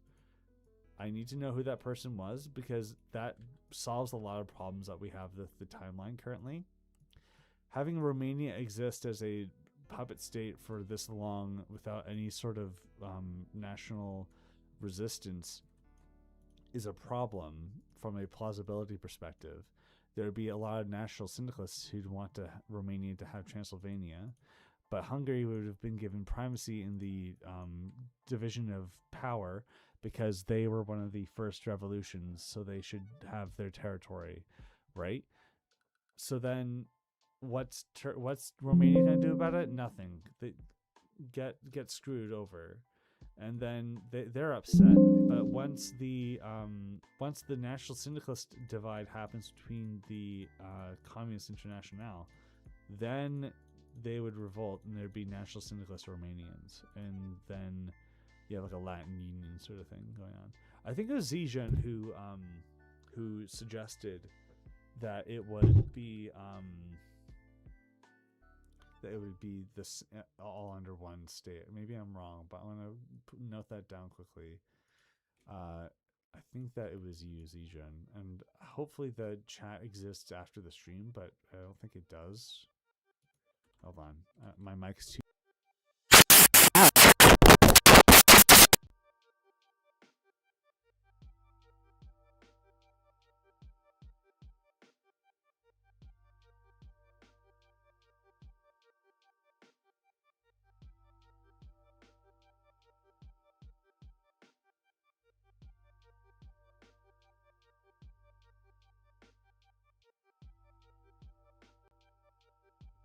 Hello? Okay, sorry. I think that my mic's peaked. Yeah, sorry about that. That was my microphone being really bad. I tried to move my microphone closer and then it did that. I'm really sorry about that. I noticed it happening on my end because of how Lord Dad farted. What the fuck? Oh my god, no, that wasn't a fart. That was my microphone screwing up. You guys can hear me again now, right? Who said it was me? I think it might have been you.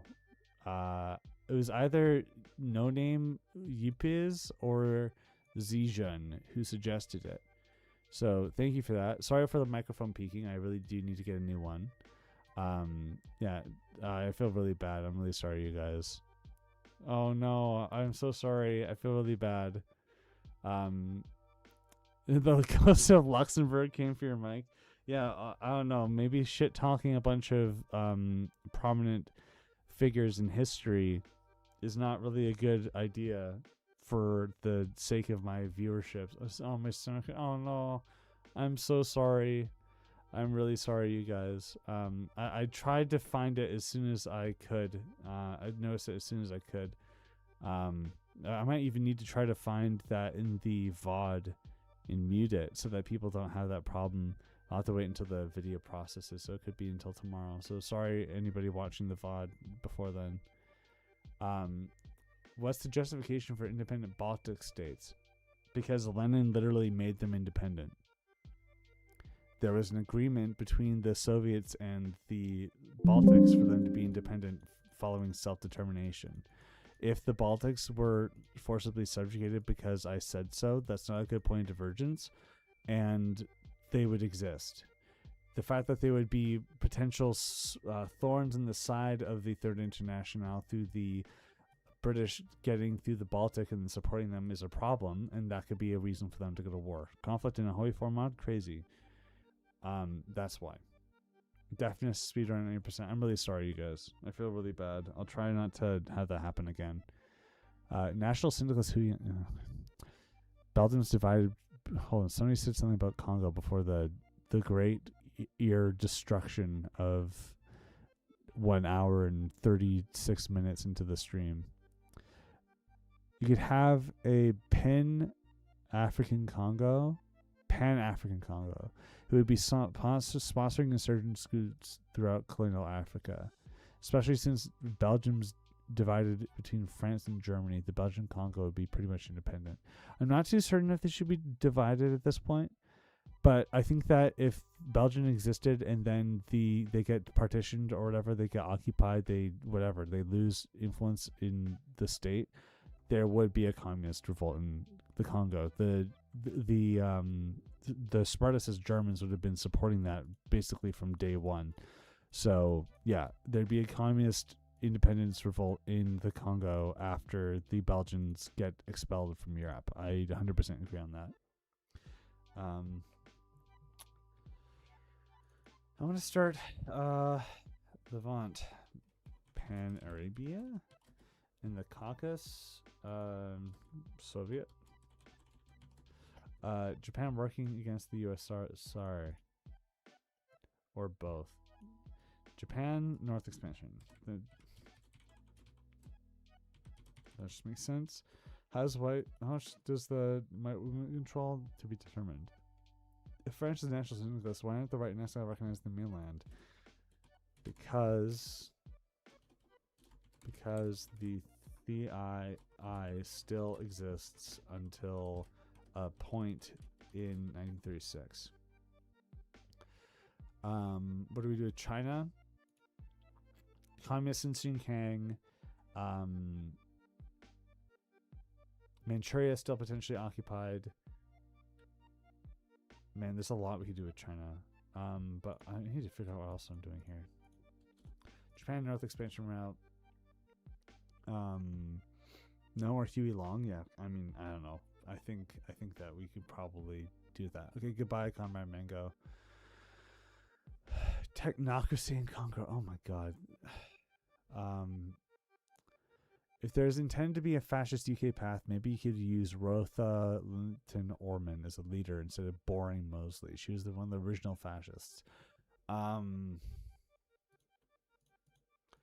was thinking about having Rotha, but Rotha wasn't particularly well-minded for state leadership.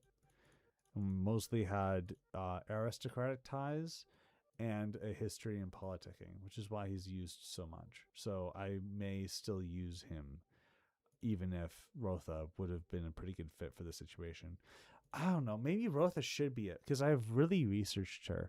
She had this ideology and belief that socialism was like the death of nations, and women especially needed to be prepared to rebuild civilization after people realized that socialism is bad. And if the entirety of Europe fell to socialism, her ideology of like rebuilding states would actually be really popular. So maybe we actually do have Rotha leading Britain for a change. It also would help, because I know the problem with Mosley is he supported Irish independent rule, and if he had that historical background while Ireland was owning Ulster, it could be a point of tension. So maybe we actually have Rotha leading Britain. I need to look into that, but Rotha leading Britain could be pretty funny.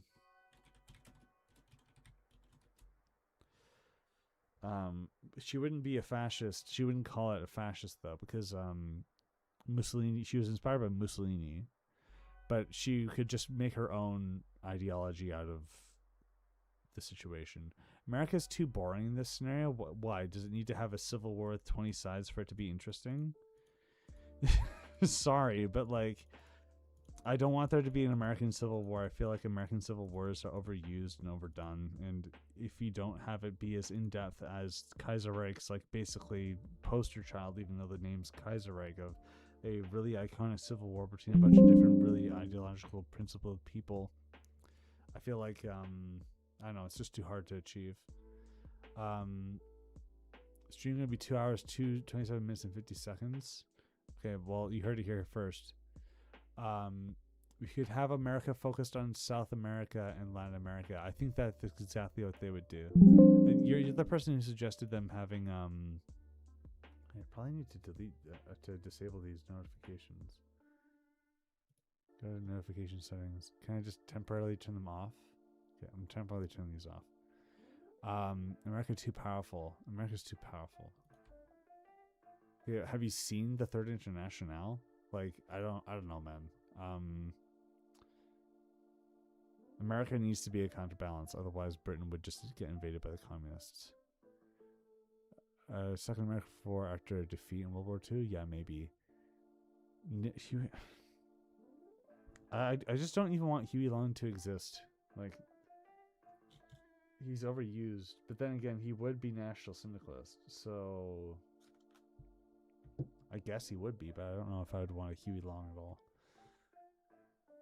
Not since Huey Long. Yeah, you guys are convincing me, goddammit. America's too boring. Monkey paw curls. National Syndicalist Huey Long. National Syndicalist Huey Long is the cure for everything wrong with the scenario. I'm convinced that may be a good solution, but I want to understand why you think that there's a problem with the scenario. Would each French colony be different tags? Maybe. I don't know. National Syndicalist Huey Long. But Huey Long would have been an isolationist, so like by definition, Huey Long has to be isolationist.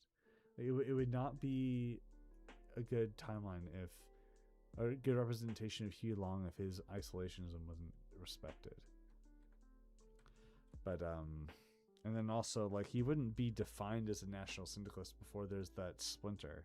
But then again, like all you need to do is just define him as a national syndicalist in the ideological map, but have him not represent the ideology at all. Maybe you could have his trait be that he is sympathetic to national syndicalists. I don't know. America doesn't need a civil war like in our timeline. The war reparations would be canceled by both the Allies and the Axis, causing a further worse Great Depression, making America weaker for longer. Smedley Butler would not be national syndicalist. Is this the world where Spartacus won? Spartacus? Yes, Spartacus ate an apple. What if Spartacus ate an apple in 1919? Huey's the American Vargas. Yeah, maybe. What if there was a mechanic or minigame to prevent a coup, not a civil war? In America? Like a coup by what? Business interests? I don't know. Corporate America? I hate it, but it does make sense for there to be a business plot America and then there being a civil war over it. Populist ideology. He was a populist. Well, yeah, he certainly was a populist. But he would not be wanting to align with any of the European powers. And then if America is just completely isolated from Europe, then what's the war? It's Britain and their entire colonial empire against the whatever flavor is socialism, including National Socialism. I guess. We all read October say, any problem with the lore? People say that there's problems with the scenario where Vice President Smedley Butler. Okay, if you had a Huey Long president of the United States and then a Smedley Butler as like chief of the army, do you have there would be absolutely no way that any of them would go into war. Smedley Butler, one of the things that he wanted to do was, if America was at war, everybody would be paid the same wage. So a capitalist that runs a huge company would be paid the same wage of a soldier. There would be absolutely no way that anybody would want a war in America. So you'd have zero American wars, period. Wars based. That is not what, that is the exact opposite of what Smedley said. Just have America focus on defending socialism in Latin America. I think that makes more sense because they actually have reasons for them to be involved in conflicts in South America. And then you could be like, oh, yeah, remember that communist revolution in Brazil that totally would have worked? Yeah, in like 1920. You just have them work or whatever because of reasons, or have the threat of them working be a reason for America to just solidify their presence in North America and South America. I prefer that way over Huey Long. But here's the thing. You could literally have both. You could have the interventionist establishment that wants to continue to have a big America in South America and like Monroe Doctrine all over the place. Or you could have I thought I disabled notifications.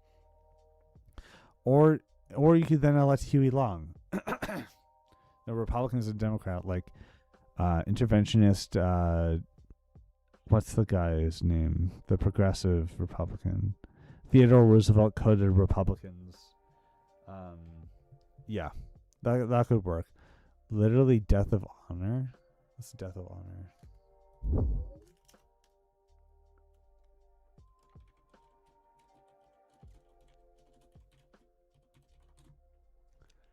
Legacy of the Wall Street crash.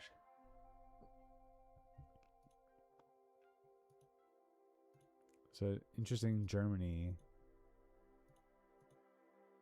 Okay, I haven't really looked into Death of Honor. Don't have Huey be leader. Don't make him national syndicalist. He's in that right wing. Yeah. Long and Butler fight the KKK in Louisiana. It's kind of based, though. Why can't FDR just exist? Maybe. South America going to be like South America? Yes. TFR style between Huey and Long and Smelly Butler. No way. I ship Long Butler. Long X Butler. Oh, Hiram Johnson. I just copy what TFR did. I just literally copy paste their code into. Oh my god. Yeah, that'd be hilarious. The lore problem again? I just came. Oh, keep it to yourself, man. Ha ha ha ha. No lore problems right now. Like the front line, they won all over the place, but then there's a big civil war and stuff after Third Eye falls apart in the right leftist infight of insert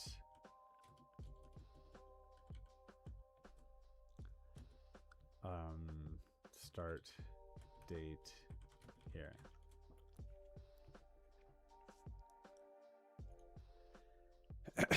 Aaron Johnson was Teddy Roosevelt's VP candidate in 1912 and remained relevant until the 1930s. Yeah, good work. Why are the whites still alive? Because the Soviets are too stretched to risk continued conflict.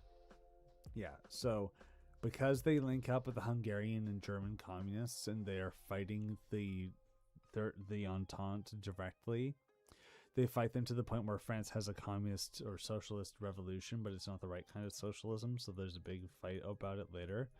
But because they're so dedicated to a European revolution, that was like literally what Lenin and a lot of other Bolsheviks had initially thought would happen, is that they needed the industries of these places to modernize their state because Russia wasn't suitable for a communist state. They would be fighting over here. They wouldn't care as much here. There would be armistice here. They would fight later. Japan would be supporting them, and America would be supporting Japan, potentially. In fight over Marx-liked waffles or pancakes, I wouldn't be surprised if there was a fight about that in like a Trotskyist Stalinist debate or whatever. Or the split could happen during World War II. We're thinking that it's the start of the mod and why people would even be able to be involved in the game at all. If we have all this stuff happen off map, then the potential gameplay elements that could be interesting, like a Balkan Federation collapse and civil war, is lost. So I want to do that. To France's problem, France starts out united, but then I'm a fan of the current Third International existing in France, and then their division causes a opportunity for the exiled French to come back or something like that. Polish tensions lead to limited conflict backed by Germany. Romania used the opportunity to attack Hungary. Potentially. Trotsky and anarchic guy peak content. Leftist infighting leads to children to the worst places, and it's Hungary. For making USA more interesting, how about Washington Naval Treaty not signed? Yeah, potentially. Since they would be focused on Europe in the scenario, the Middle East under the influence of the UK. Not too certain about that stuff yet. Italian left comms, like Bordiga. I need to learn more about left communism, but the foundations of the revolution of Italy would have been a syndicalist style revolution, just because of the way that it would work. India, depending on what we do, Afghanistan could be interesting. Is that it could be support from the international? Absolutely. There was even an idea, a radical idea, where the Tibet plan, or the communists of the Soviets would have supported communist or at least anti-imperialist revolts in India through Tibet. Obviously, that was not the best idea given how innavigable Tibet was and how involved Britain would be in Tibet's fortification, because they understand that vulnerability. But I don't know. Would Japan be national syndicalist? No. I don't think so. Where's the right Russian stop at? That is a lower problem. I agree with that. But we can look at what if you're right, Doug's.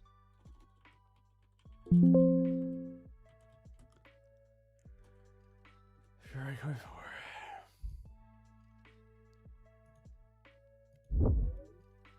The problem is there's so many different versions of Fury. It's hard to know which one to even use. They have this. It's like outer Manchuria. How much colonial troubles are there? Yes. Next question. I Russians should stop at the Urals. That's way too far. Like all the way here.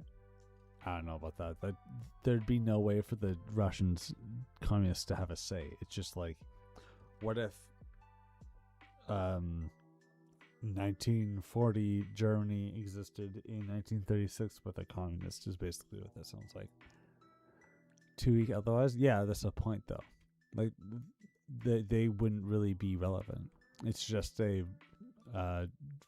stop. What is it? Speed bump for the Soviets. Chelyabinsk sounds good then, yes. So the plan for Liberia? Glorified rubber plantation as usual. At least in this period of history. I don't know what's up with Liberia now. I just know that Firestone was really involved in internal politics. And Firestone was like an American tire company. Maybe I'm confusing that with like 1950 stuff. I don't know. White Russia be supported by Japan, Japanese puppet. Yeah, that's the plan. But where's Chelyabinsk?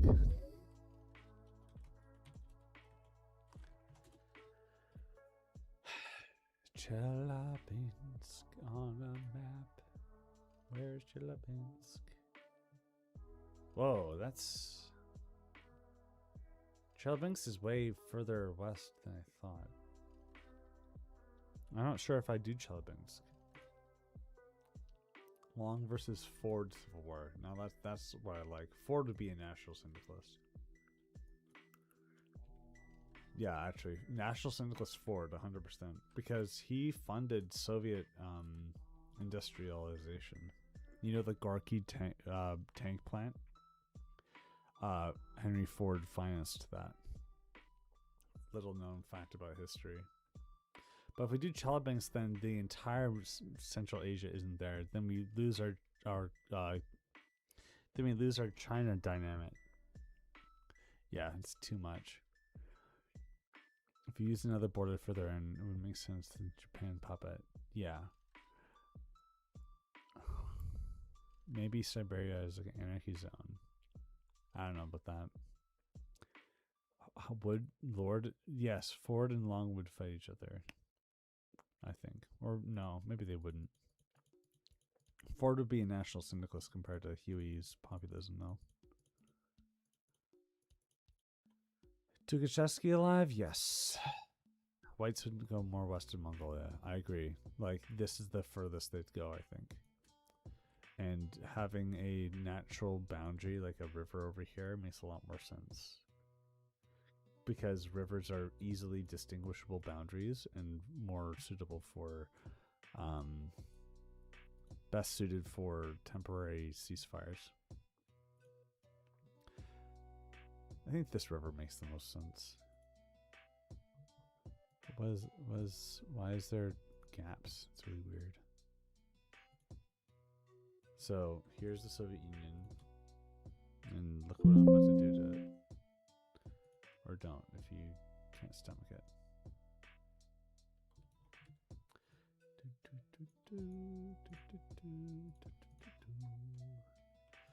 There's the boundary. Makes sense to me. It's not the best looking on the map, to be fair, but you gonna say river? Yeah, okay. If that's the name of the river, then great. We're in agreement. Well, wait, hold on. I have this asset from German October. We could do this boundary, but I don't know.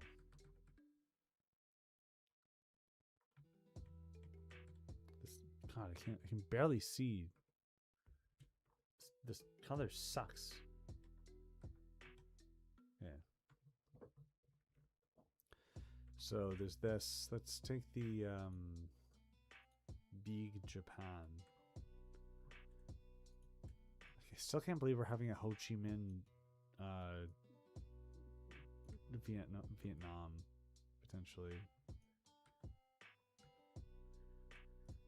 That's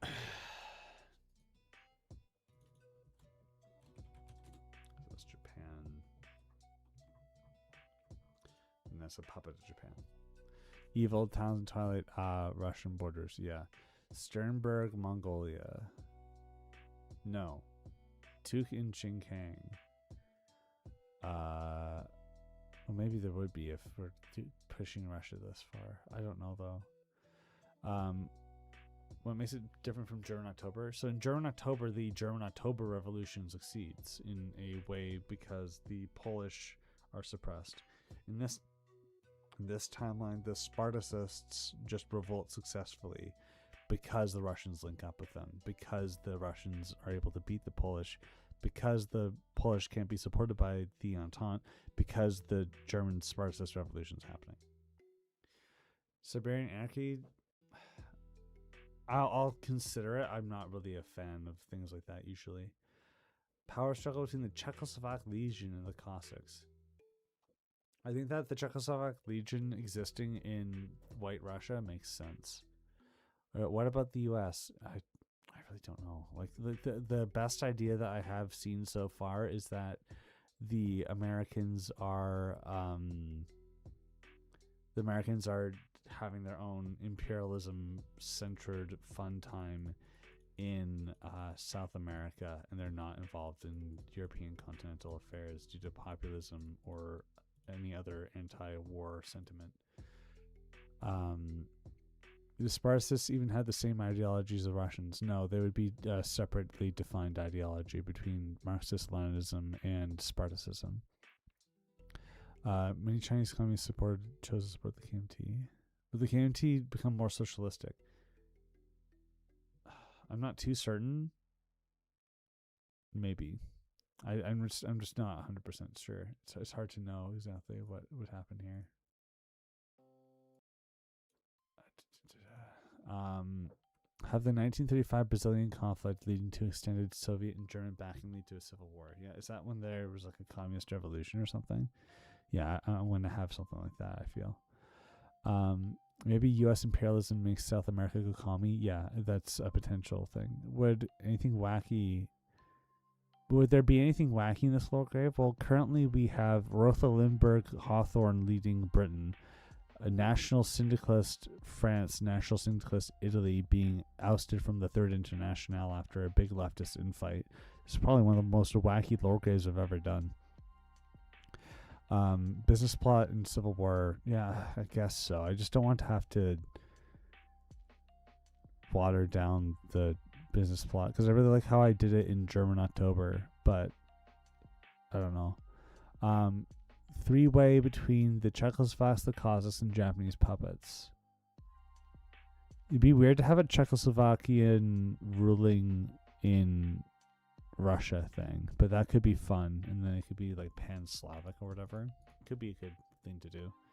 Imperialist USA would have a big interest in China. Why would the USA want to support China when Japan is currently their way to prevent the communist Russians from getting a port in the Pacific? Like, maybe you could still have a USA-Japan war because, like, the USA wants Russia to be on their side. Maybe you can argue that. But then why would they... I don't know. I just don't see why they would fight. Or if they did fight, it wouldn't involve, like, Britain. Britain would be way too involved with European stuff to care. The League of Nations mandates of Indonesia would make there not be a conflict. If Japan tries to take over Southern Oceania, then that would be a problem. But if Japan's going northern expansion route, like one of the reasons why Japan declared war on the USA is because of the oil that they weren't allowing to trade. The US would be trading with Japanese oil for sure. I don't see why they would be fighting over it at all. Lord Dad's created Kaiserreich. This is the thing. All these Hoi 4 scenarios have already been done before. So if you do anything remotely to something else, somebody can pull out this mod that either exists or is really dead in the water and then be like, oh, you're just copying this. I don't know. It's hard. I'm doing my best. What's the Tambov Rebellion? I don't know what that is. Admittedly, European Revolution is quite wacky. Yeah. Don't have any more ideas for this scenario other than have a monarchist Quebec path. What? What? Monarchist Quebec? Why? Greater Dutch East Indies. Why is it Greater Dutch East Indies? There's no. It's not greater. That's the Dutch East Indies. There's no more annexations. You're talking about Timor. It's still split. What if Lordab won World War I? Man, the world would be a way better place. You want to know why? Because I would be running it, and I'm the best. I have the best ideology, and I would totally understand the dynamics of 1919. Be able to prevent all the bad things that would happen. I'm joking. Socialist Croatia, Slovenia. So we're having a Balkan Communist Federation. I want to map that right now, just so that people are on the same page. I don't know about how big Greece is going to be, but we're going to put it here. Hold on. Can we take anything from here? AMLD.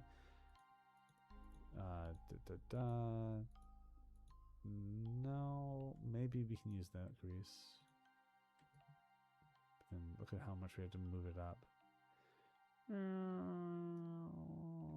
Okay, and then where's the other Greece? What? No, it's in the same thing here. Okay, so this Greece and the other Greece. Select this Greece. Whatever, we'll just get the other Greece gone. And then the rest is a Balkan Federation. So let's map that. First, let's find the color.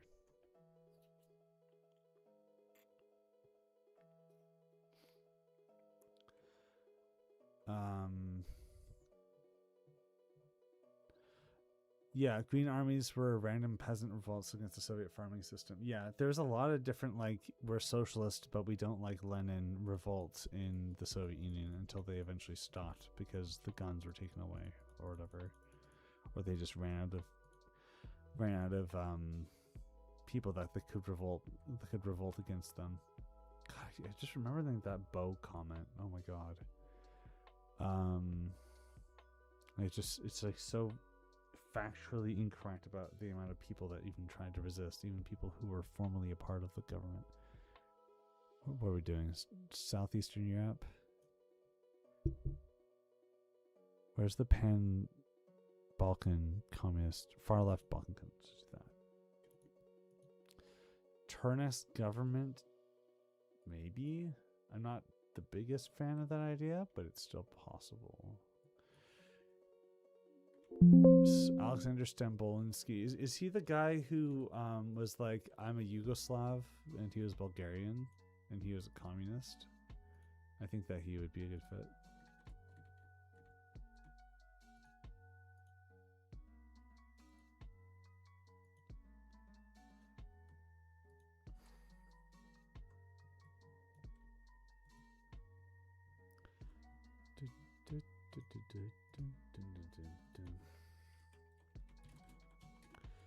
Pan-Slavic socialist? Oh, there you go. Well, and if he's too pan-Slavic, then he could be a national syndicalist, and that's not good. That doesn't fit with my ideological. But like, as a national syndicalist revolting leader, maybe I need to look into him more. Serbians do not accept a Bulgarian as leader, but that's the entire point. There's a civil war. There's a conflict in the Hearts of Iron 4 mod. Are you crazy? I thought this was just a map. If I had to do another critique of well, I guess it's not really appropriate to call it a critique. Something I noticed about Spartacus is that it's more of a interactive map in my mind than a natural timeline. Maybe that's not fair to say, and even if it's fair to say, it's not like a bad thing. It's just like, okay, well, there you go. You have an interactive map. That's cool. But then that's it. It's not. You don't have to worry about it after that point. I don't know. I don't want to be talking too much. It's amazing that they're still working at it, if they are working at it anyway. National Syndicalist Zveno, Yugoslavia. Wouldn't the Balkan Federation be called Yugoslavia?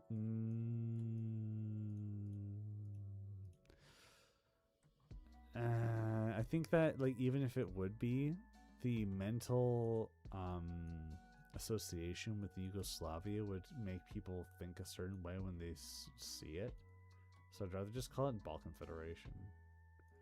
Or, like, just add a bunch of prefixes to the Balkan Federation and people know it's communist. Like, Socialist Federative Soviet Republic of the Balkans. So, SFSR?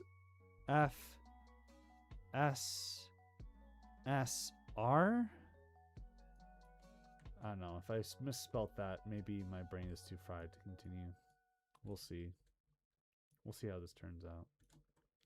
My head hurts, though. I will say that. Wait. Anti-alias. Do I want that off? I think I want anti-aliasing off.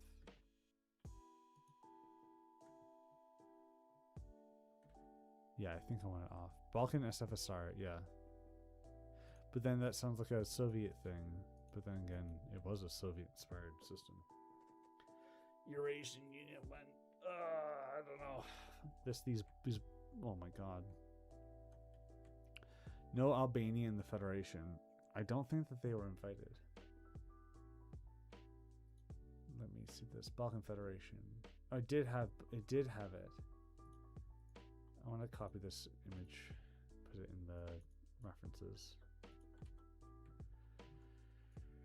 There's the Great Yugoslavia, there's the Balkan Federation, expanded version of the Balkan Federation. Oh, so Greece wouldn't have even been involved?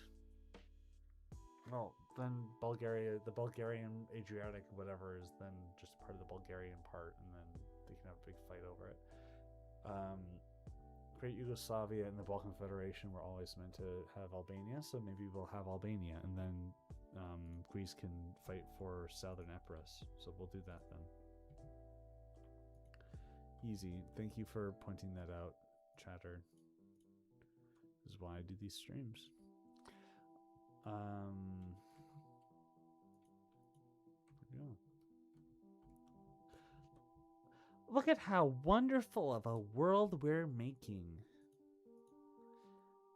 This is totally my headcanon for what should have happened in World War blah.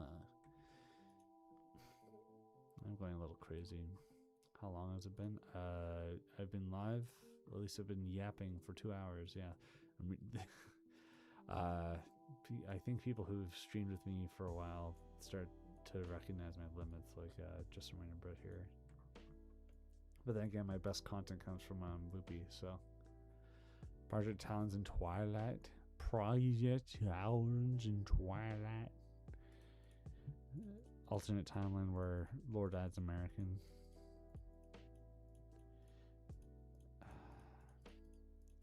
Just dropping fish on the ground. Albanian Federation will make the Italians angry. Holy shit, really?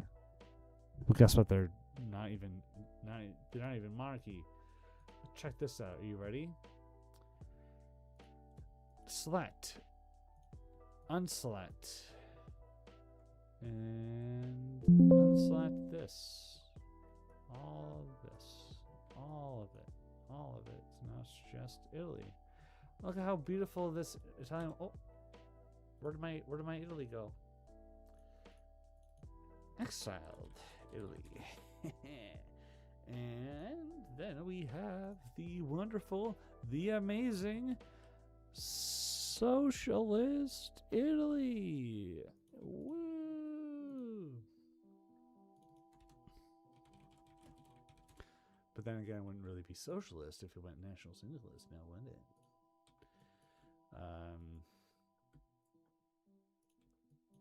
Wild Italy. Yeah, I don't know what to do with roads yet. South Albania be part of Greece? No. They could fight for it after, and they will, but they won't for now.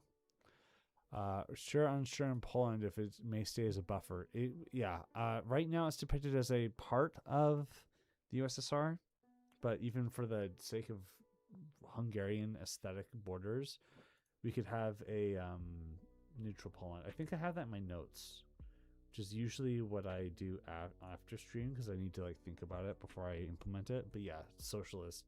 I just pointed out my screen like you'd see it. Too much red, man? Yes. Yes. Would Mussolini be in charge? No. Why Laura died quieter on my laptop compared to my phone? Curious. Because of how far I'm leaning into my microphone at any given point. Don't worry about these Italy Balkan borders. They're not solidified yet. But the cool thing is that if we have a national syndicalist Italy, we'd have them taking over and then even be like, hey, monarchy, come join us. Okay, fascist, like literally social fascist, whatever, Italy existing again, then they fight that. And it's like literally the monarchy's back, the navy's back. Oh no, what do we do? They're invading and trying to take their Adriatic living space. Content in a Hoi 4 mod. Crazy. But then again, the monarchy would probably be aligned with the British. And then if the monarchy just somehow magically comes into power in Italy, then the British suddenly have all that territory in Europe. I don't think that really makes that much sense. Would the Baltic states even exist in this timeline? Yes, they would, because London would have enforced the Baltic states to be independent. But then again, they could have been subjugated by the time that 1936 rolls around, which is fair, but then it's not very cash money of them, right? Isn't national syndicalism far right? Yes. So I see some people have been joining later into the stream. So what we got here for the lore is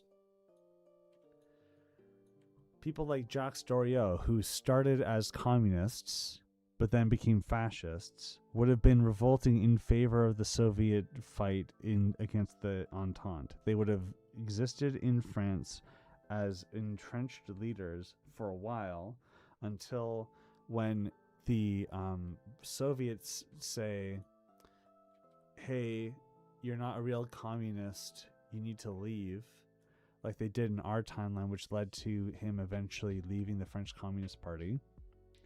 They would exist there until later, and then they would be defined as national syndicalists instead of being like members of the socialists.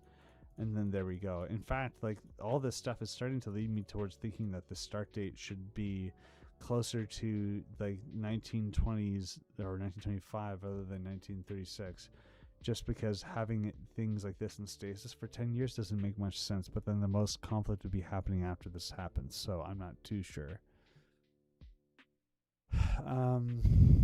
British Alliance, Swedish Opposite Monarchy, yes. Exiled. Okay.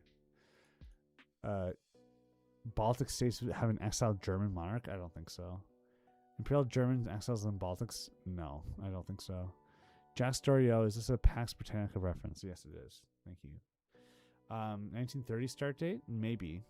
The closer to the 1921, the better. But then if you're too close, then you're missing out on other interesting political dynamics that may be something that cause it to happen. I'm not too sure.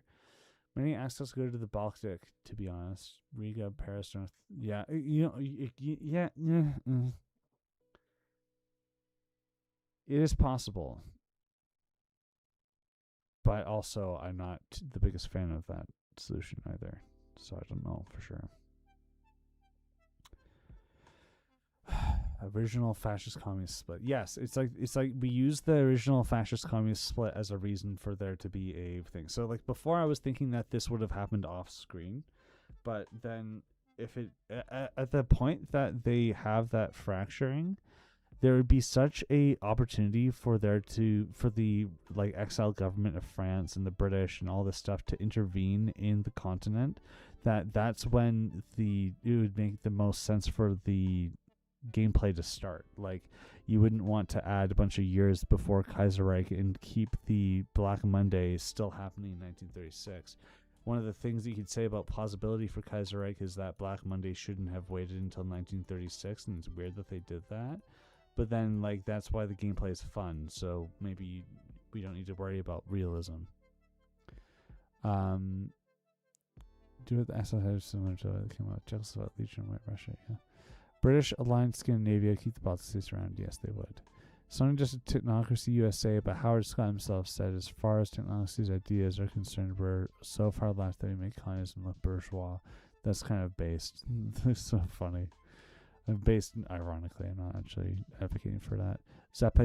Zapatista Mexico. Yeah, probably. But then if we do an earlier start date, then we could have the Zapatist rebellion, as it happened historically, to be one of the reasons why the Americans are suddenly so really invested in keeping Latin America in their sphere of influence and interventioning and fighting. And then that's what America's up to the whole time. Then after they're done, maybe like focus tree specified, the entirety of North America and South America need to be aligned with the American faction before they can take any outward action.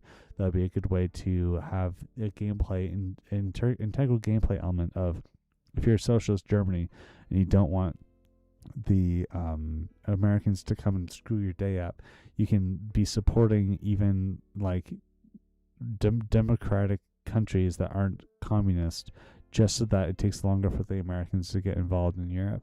Like an actual gameplay mechanic that you can actually interact with, and it'd be a fun gameplay experience. With no Mussolini, would American far right take after Britain instead? Yes. Without Mussolini, Rotha's ideas might also be a lot different. They wouldn't even be like national syndicalists. They would just, because she was such a like chameleon and only was like, hey, look at this guy, he's doing national stuff, that's cool. I like nations too. I want to just take the name. She really just took the name of what a fascist was. She didn't even understand that what the English translation of the word would have been. She just was like, she took the Italian word and then translated it and then spoke it in English. Holy what? So something be even worth invading? Probably not. The British would have, I don't know, like, why would you want to antagonize everybody? I don't know. Monarchist Portugal? Maybe. Maybe we could do monarchist Portugal. If you guys want to see a timeline where I do, where I give my take on this whole scenario of like a communist Germany, I made a like 3-hour movie about it called German October, and I recommend you guys check that out.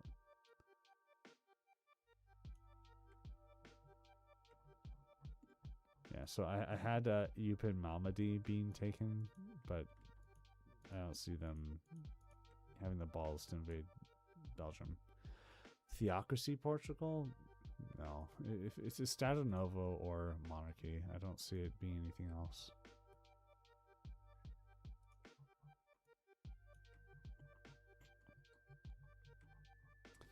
Thinking that we go our timeline Turkey borders. The one thing that'll be interesting is having Syria not be in the French sphere. You'd even have SSNP maybe, but probably not. It'd probably be some form of British overlordship. Could be Hashemite Arabia, but then that's the problem is Palestine. There'd still be a the Balfour Declaration would have still been issued. What a mess. Yeah, I don't know exactly what to do with the Middle East yet, but then again, no European imperialist ever has. It's gonna be too hard on myself. Greek roads should be a thing. Greek roads, R-O-A-D-S, but yes, Greek roads or roads should be a thing. I don't know how to pronounce it properly anyway, just don't worry about it. I'm just some guy.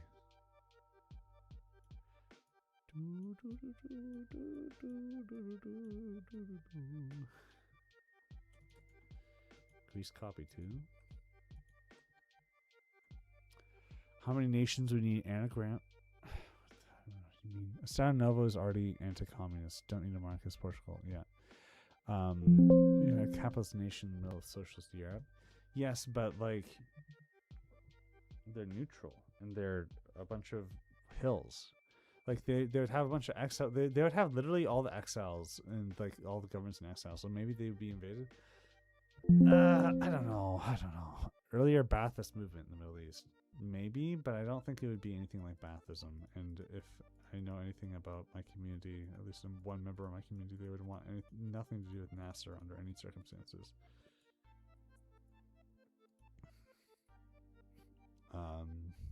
German exiles can't be in the Balkans; they're in Austria. The German exiles would be in the Netherlands or Belgium or Luxembourg or Switzerland. They might try to get themselves situated in the Baltic, maybe, but it's also really asking for trouble. So that would have only really happened once they got the go-ahead from, say, Britain or something. The invasion of Switzerland would be something that happens near the start. Maybe. United Kingdom of Exiles. There's a really cool Feuerreich event called the Marriage of the Deposed, where the Hohenzollerns and the Habsburgs had married each other, and then they had a kid. In Imperial Twilight, the Feuerreich Cold War that I'm procrastinating on, that could be a interesting national claimant. Switzerland, yeah, maybe, I don't know. German exiles are in Cameroon because France is too weak to take it over. But then the British would just take the mandates. So that's a good idea, though. Like all the French promised mandates, if the French are just the British, because the French are just the British's puppet government. They could potentially not have control over their German conquered territories. Wang Jingwei, China. Britain support the German exiles. I don't like German exiles of what way? Because they wouldn't support the monarchy exiles because of all. It just wouldn't be feasible from a propagandic standpoint. They would support SPD German exiles, but they wouldn't support the monarchy exiles. And the monarchy would have been exiled to the Netherlands, which is where Wilhelm went after he was abdicated. And other nationalist Germans would go there too. I'm not too certain about what to do about the monarchist German exiles. I'm just, like they should probably have the ability to have an insurgency of some kind. Yuan Shikai China? No, I don't want a weird empire China, but it's not a bad idea.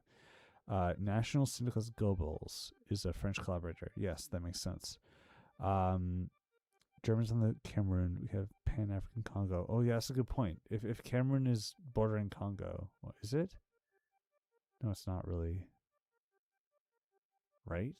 I need to look at the historical maps.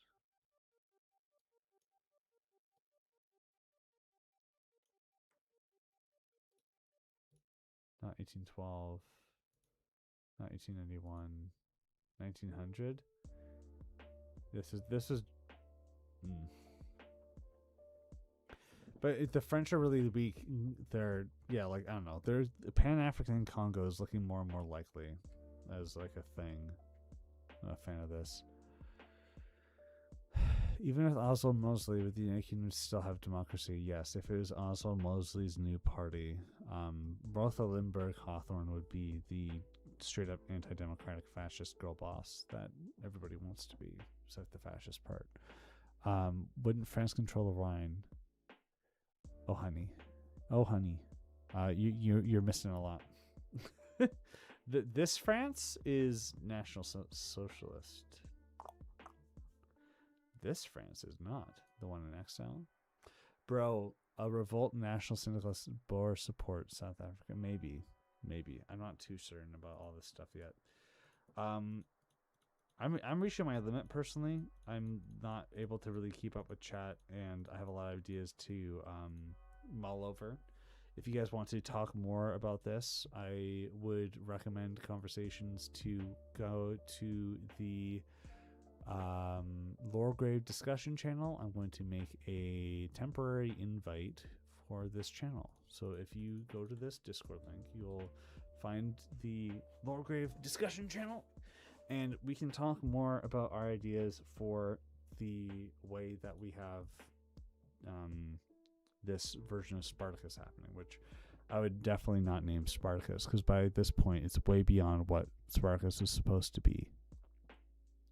But to summarize what the lore is, for anybody who's just tuning in and wants to go talk about it in Discord, we have the Spartacist revolution starting earlier, which gives them more momentum, which gives the SPD, Herbert, whatever, government less legitimacy, which leads to the French and the British needing to install him by force when the Spartacists refused to abide by his demands. This lack of ability to have the British and French reach the Polish means that the Soviets win the Soviet-Polish War, which means that they link up with Hungary in the early stages, which means that Hungary falls, which means that France eventually falls because they can't handle like a entire extra act of the World War. They fall to socialism. Italy falls to socialism. There's a red Europe. Balkans fall to socialism. Greece stays around somehow. But then things start to go bad when, after the Soviets start to try to enforce socialist unity, they aren't able to do it internationally. So the German Spartacists separate from the Russians, and the more revisionist French and Italian socialists, which are basically national socialists, national syndicalists, would be their own faction separate from Germany. The Soviets and the Germans would have their own sphere. There's plenty of opportunities for there to be wars of influence between Hungary. Don't even know what's happening in Bohemia right now. The civil war that will happen in the Balkan Federation after the great leftist infight of 1936 will have a lot of opportunities for German influence to be raised up. The fact that they're all divided into different factions means that Britain and the exiled French and the exiled Italians have an opportunity to go in on the National Socialist French and Italians, which means that the Germans should go in on them. But if they do, then what's going to happen with the British? What's happening with the Soviet Union this whole time? Because they have these people in the East to worry about. There's the whole dynamic in China, which there's a lot of different ideas, and I will look into them going on. And then, of course, there's also the really weird lore that we found that Ho Chi Minh could be the leader of Indonesia, or at least Vietnam, by this point in history. I like the idea currently of the U.S. being interventionist in America and just wanting to hold down America before doing anything else. I like there being potentially a united Arabia, but it's also possible that they aren't able to do that because of the Balfour Declaration. A Indian revolution of some kind would make a lot of sense. Japan going northern expansion route may mean that they don't end up at war with the British or the Dutch, but if the Dutch get exiled out of Europe and the British are not able to survive the communists, they would probably just go in there and take those colonies anyway. Or they wouldn't even need to, they just naturally fall into their sphere of influence after the fall of the European heartland. So we'll see how it goes, but this was a really productive stream. Thank you everybody for tuning in. Be sure to check out the Discord here, and I will continue the conversation over there when I'm able to recover and check out everything that everyone's talking about, things like that. But yeah, thank you very much, everyone, and I hope you have a good day. Sorry for the problem with my microphone earlier, where it just caused a huge spike. You just joined? If you just joined, you should check out the Discord link I just sent. I'll just do it one more time. We're going to continue the conversation over there. I'll stay on live for a little bit longer so that people have time to click the link before things end. But yeah, thank you. I really enjoyed this too, especially how passionate I got in the early time. And of course, shout out to Spartacus. This was all inspired by what they had initially put together. You can find their Discord if you Google it. I'm not going to link it because I don't want them to feel like I'm rating them. This is Fury. Womp womp. This is not Spartacus. This is Spartacus. Okay. If you look up Spartacus World Revolution, you'll be able to find the new Discord and stuff. But yeah, goodbye everyone.